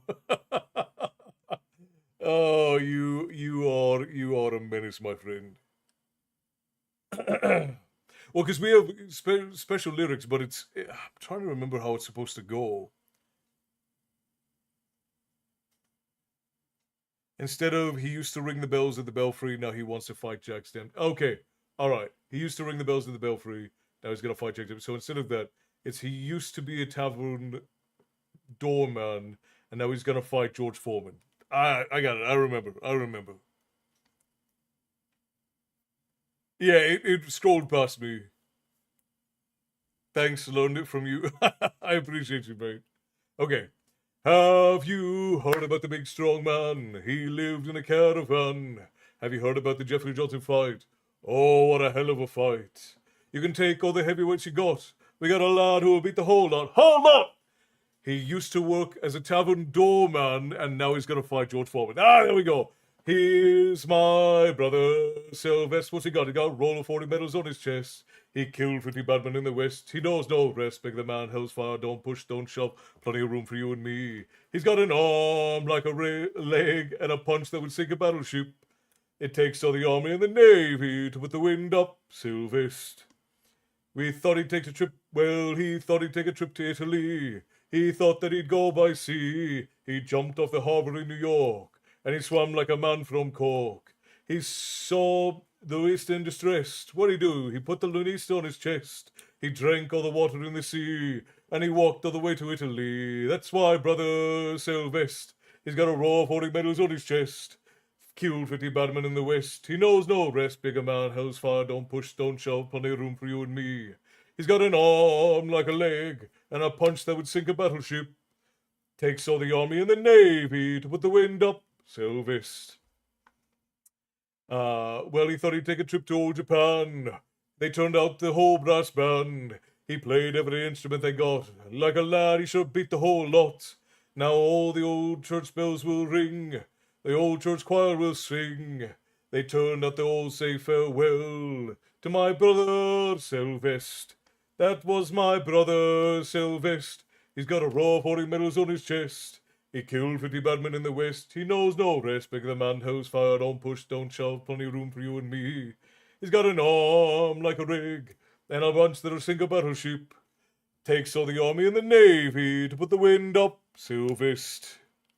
It's the only change. It's only a change, but it makes it ours, right? Yes, it does. Oh, all right, my friends. That was Big Strong Man. I need to practice that one more because you can do it really fast if you know it properly. But I don't sing it often enough to do it very well. So I should practice that one more because it's a fun one, and I can teach you guys the refrain. So even though I can't hear you, you can do the refrains at home, and it'll be more fun. Could you do me sort of favor after this? I can't remember always the song, but it's Sailor on Board and he's singing about something. I feel stupid, I can't remember. Is it Leave for Johnny? I thought I heard the old man say, leave her, Johnny, leave. Is it that one, John? Alright, we're gonna do Drunken Sailor next. This one's actually a favorite of the ladies. Bear, thank you for the bits, brother. I appreciate you. It's a little different. Is it my mother told me someday I would buy galley with good oars, sail to different shores. Is it that? Because we're gonna do that one. We're gonna do that one as well. And then there is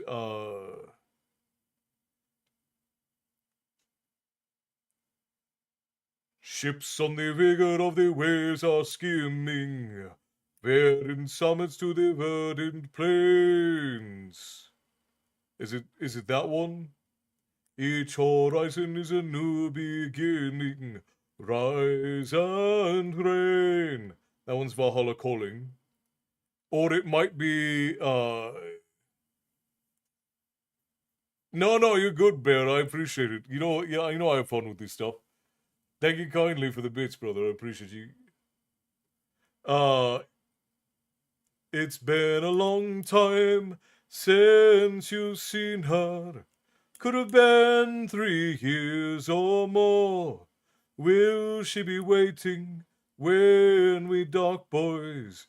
Or like the others, will she be gone? Is it that one, John? Or you know what? It's probably Wellerman. You're probably thinking about Wellerman, because that's one of the ones we sing more commonly.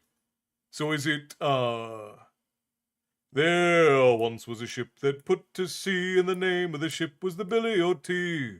Though winds blew up her bow, dip down, oh blow, my bully boys blow. Is it that one?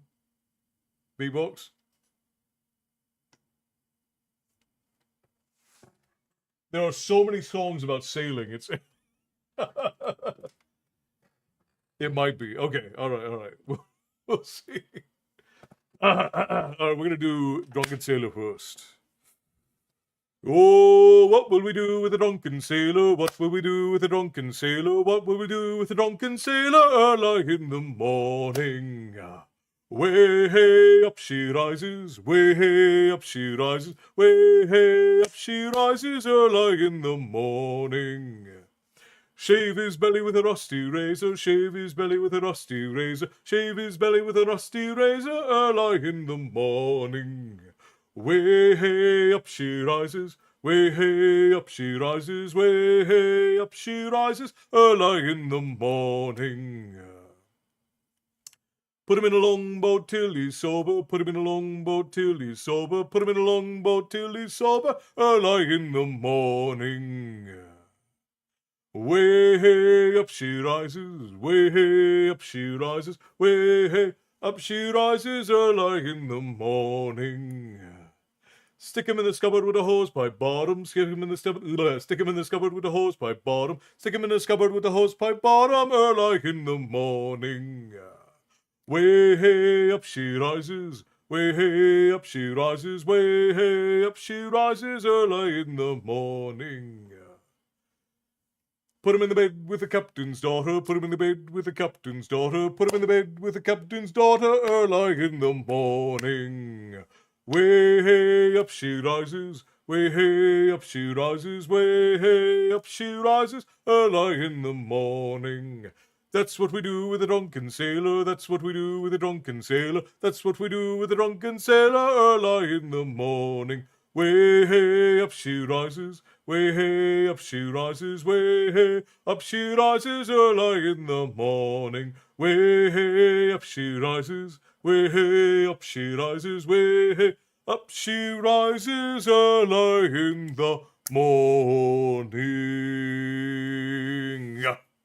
I can picture the tavern being a solid thing, folks singing, slapping tables, and clinking tape. I cannot wait for that. The day that we get to open the physical doors of the tavern again will be a grand old one for me.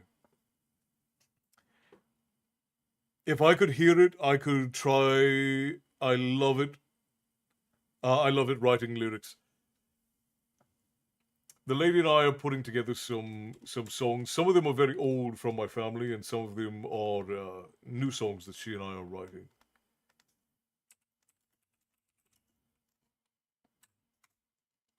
Again, not because we're good at singing, just because it's just a part of what we do.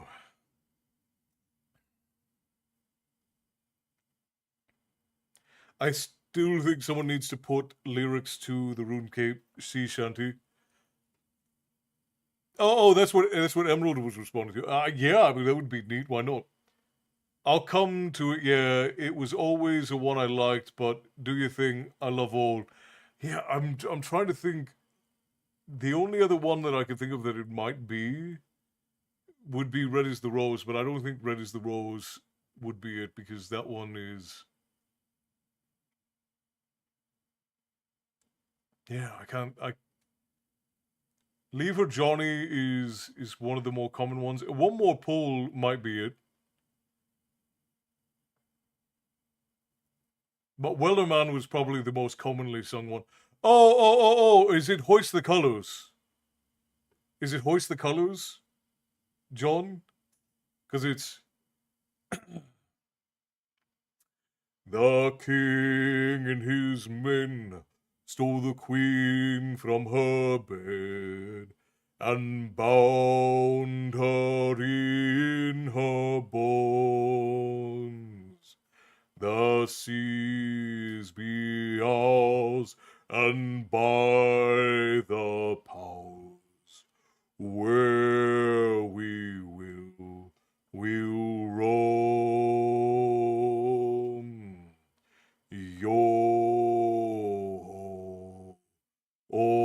Oh, you're talking about Hoist Up the Thing.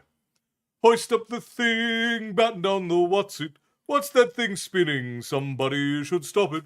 Turn hard to port. That's not port. Now I've got it. Yeah, we can do Hoist Up the Thing.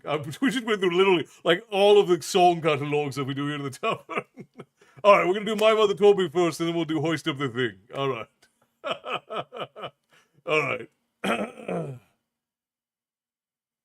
I'm glad you're enjoying, Hannah. I'm glad you're enjoying.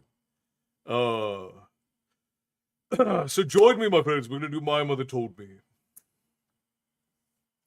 My mother told me someday I would buy galley with good oars, sails to distant shores, stand up high in the prow, noble bark I steer, steady course to the haven. Hugh many foemen, Hugh many foemen. My mother told me someday I would buy galley with good oars, sail to distant shores, stand up high in the prow, noble bark I steer, Steady course to the haven. Hugh many foemen, Hugh many foemen. Hoist Up the Thing is the one I brought to the tavern. Yes, it is, Bear. Yes, it is. Okay, so I've decided to do the shanty you wrote for my story for the book trailer for book one. Just currently looking for a singer for it. Do you want it to be a female singer or male? Because I can do a vocal version of it if you like, Matty, or the lady can do it if you prefer a female singer. Esther, long time no see. Hello, welcome in. It's good to see you. I love music. I'm slowly trying to learn to play the lyre harp. The lyre harp is beautiful. I have two aunts that play the lyre.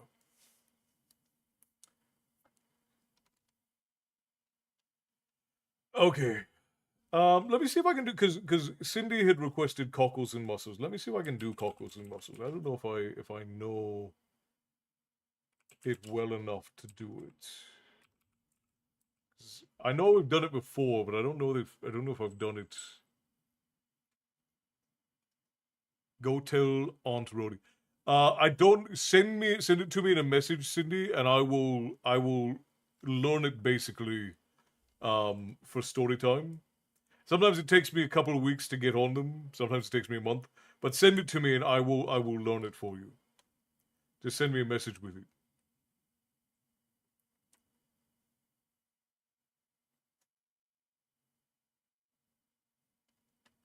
Okay. Let me see. Let me see.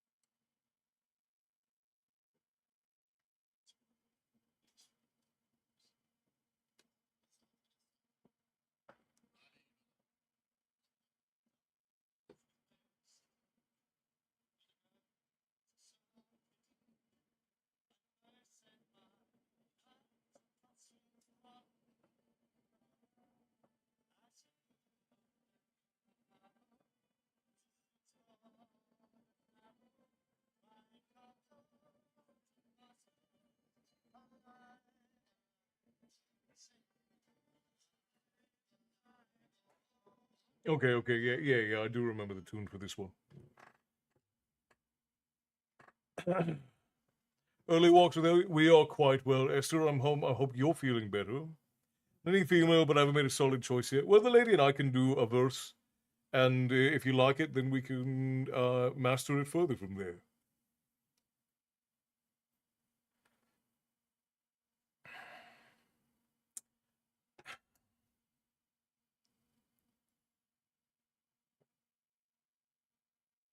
Okay. In Dublin's fair city, where the girls are so pretty, I once set my eyes on sweet Molly Malone. As she wheeled her wheelbarrow through streets wide and narrow, crying cockles and mussels, alive, alive, oh. Alive, alive, oh. Alive, alive, oh. Crying cockles and mussels, alive, alive, oh.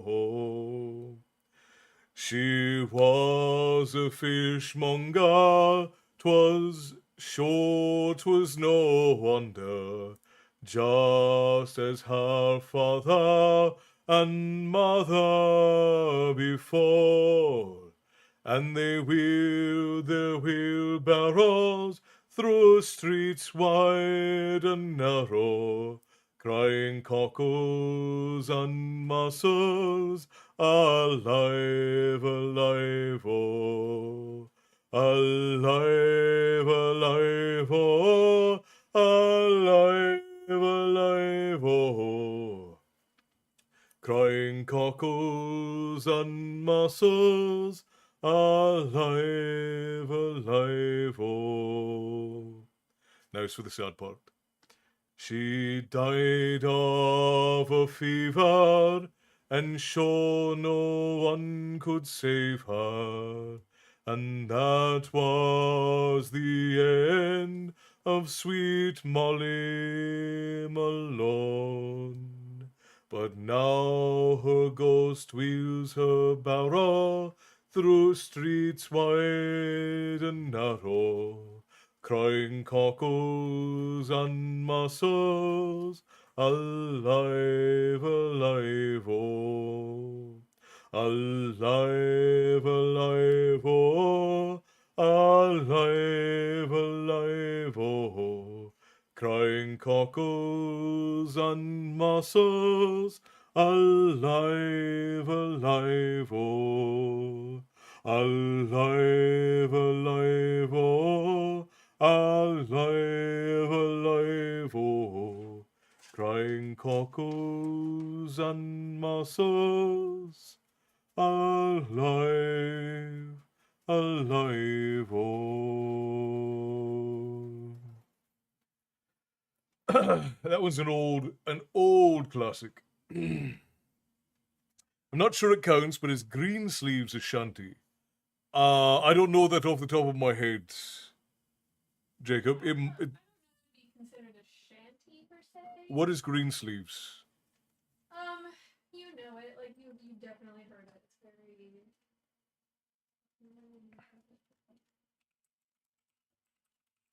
Okay, last song for the evening, my friends. So my voice is mega worn out tonight. So we're gonna do Hoist of the Thing. You missed Storytime tonight, but you really only missed the beginning, the start of the story of Eragon, and the first 2 chapters of the new.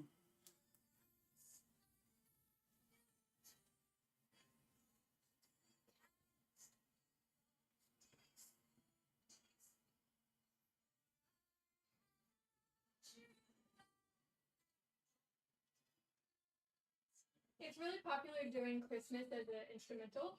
I was gonna say it sounds like a Christmas psalm, like a Christmas hymn. Yeah, because it's used a lot around Christmas as the instrumental. Interesting. Okay, so yeah, I've definitely heard the tune before. Interesting.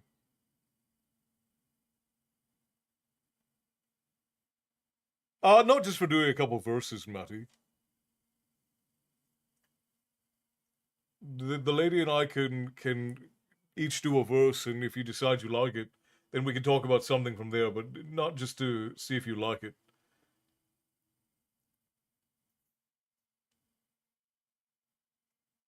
Okay, final song of the evening, friends, is Hoist Up the Thing, requested by Beatbox, who nearly crashed through several times. I guess he paused there, catching up on story another. Yeah, so there's 3. We're on episode 3 of Eragon, which I have them all labeled on YouTube, so they're easy to find. Oh my gosh, did Dimples and Digger join and I didn't see them? I apologize. If you guys are still here, I'm glad you enjoy. That was beautiful. I'm glad you enjoyed, Hannah. I'm glad you enjoyed. I haven't done cockles and mussels in ages. It's a long time. Yeah, no. And again, like if I'm just doing a quick vocal for you, I don't know. I probably should charge for those things, but I usually don't.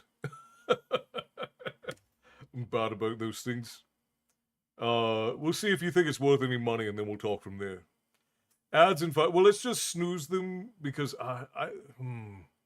yeah, let's just snooze them. We're gonna do one more song, and then we'll go from there. I'm recovering from a cold. We'll make sure you're resting and getting plenty of water, Hannah. Fresh out of college with grades straight from hell, I browse for a trade at which I could excel. I'd ad for a ship in need of some manning, men sails in purpose but lacking a captain. What luck, says I, to find such good fortune. A few white lies later I ran down the pier. I bought me a coat and a cutlass or 2. I jumped on the deck and I yelled at the crew. Hoist up the thing, batten down the what's the thing spinning? Somebody should stop it. Turn hard to port, that's not port, now I've got it. Trust me, I'm in control.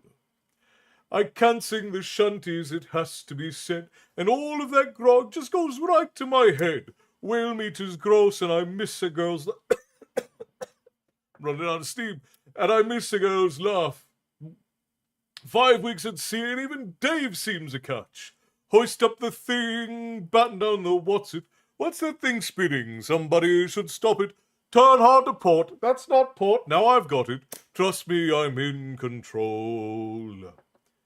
We've hit icy waters, no land to be seen. The food's getting low and the beer has gone green. There's murmurs of discontent under the deck.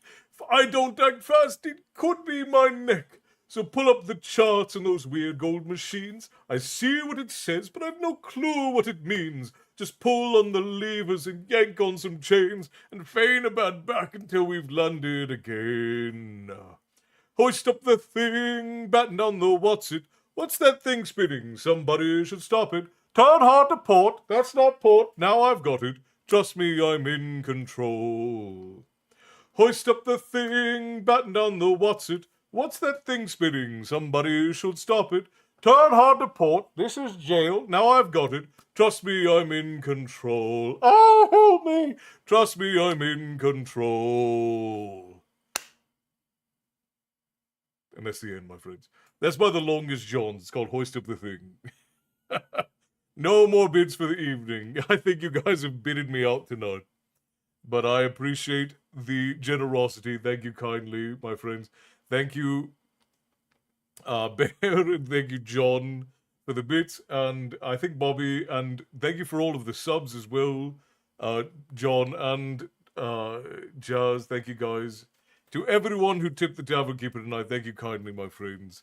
Good night, Esther. Rest well. I'm glad that I hope you're feeling better, and I'm glad that you are in. It's good to see you coming in at the end, but I appreciate you dropping by in any case.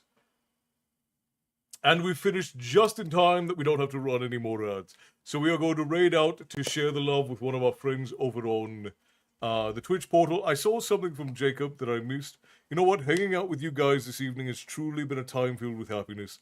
It's like having close friends that give good hugs, but you can't get a hug. Well, Jacob, we do our very best to make sure that the tavern is a welcome and warm place where you can leave behind all of the drama and the woes of the outside world. Because you can go anywhere on the internet and find drama and shitposting and all of that. In here, it's about stories, camaraderie, and song. That's about it. I did not crash you. You almost crashed the stream. You were trying your damnedest, but didn't quite get there. Tatsumari! Huzzah, my friend. Alright, so if you're on the Twitch portal, we're going to raid out, but for everyone else, this is where we end for the night.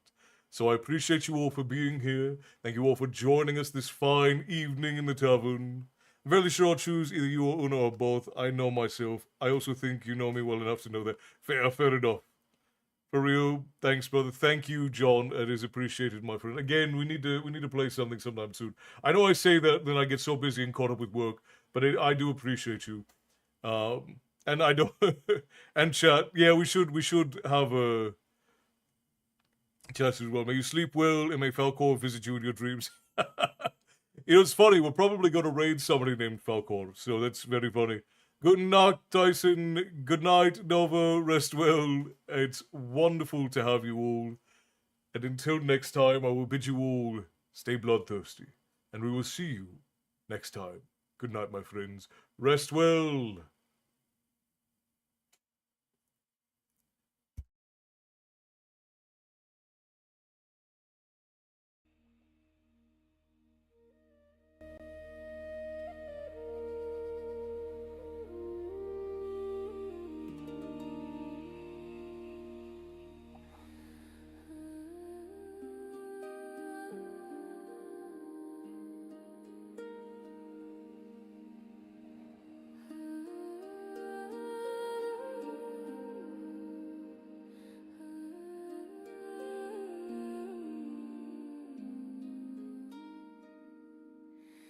Under the weight of a silver bone,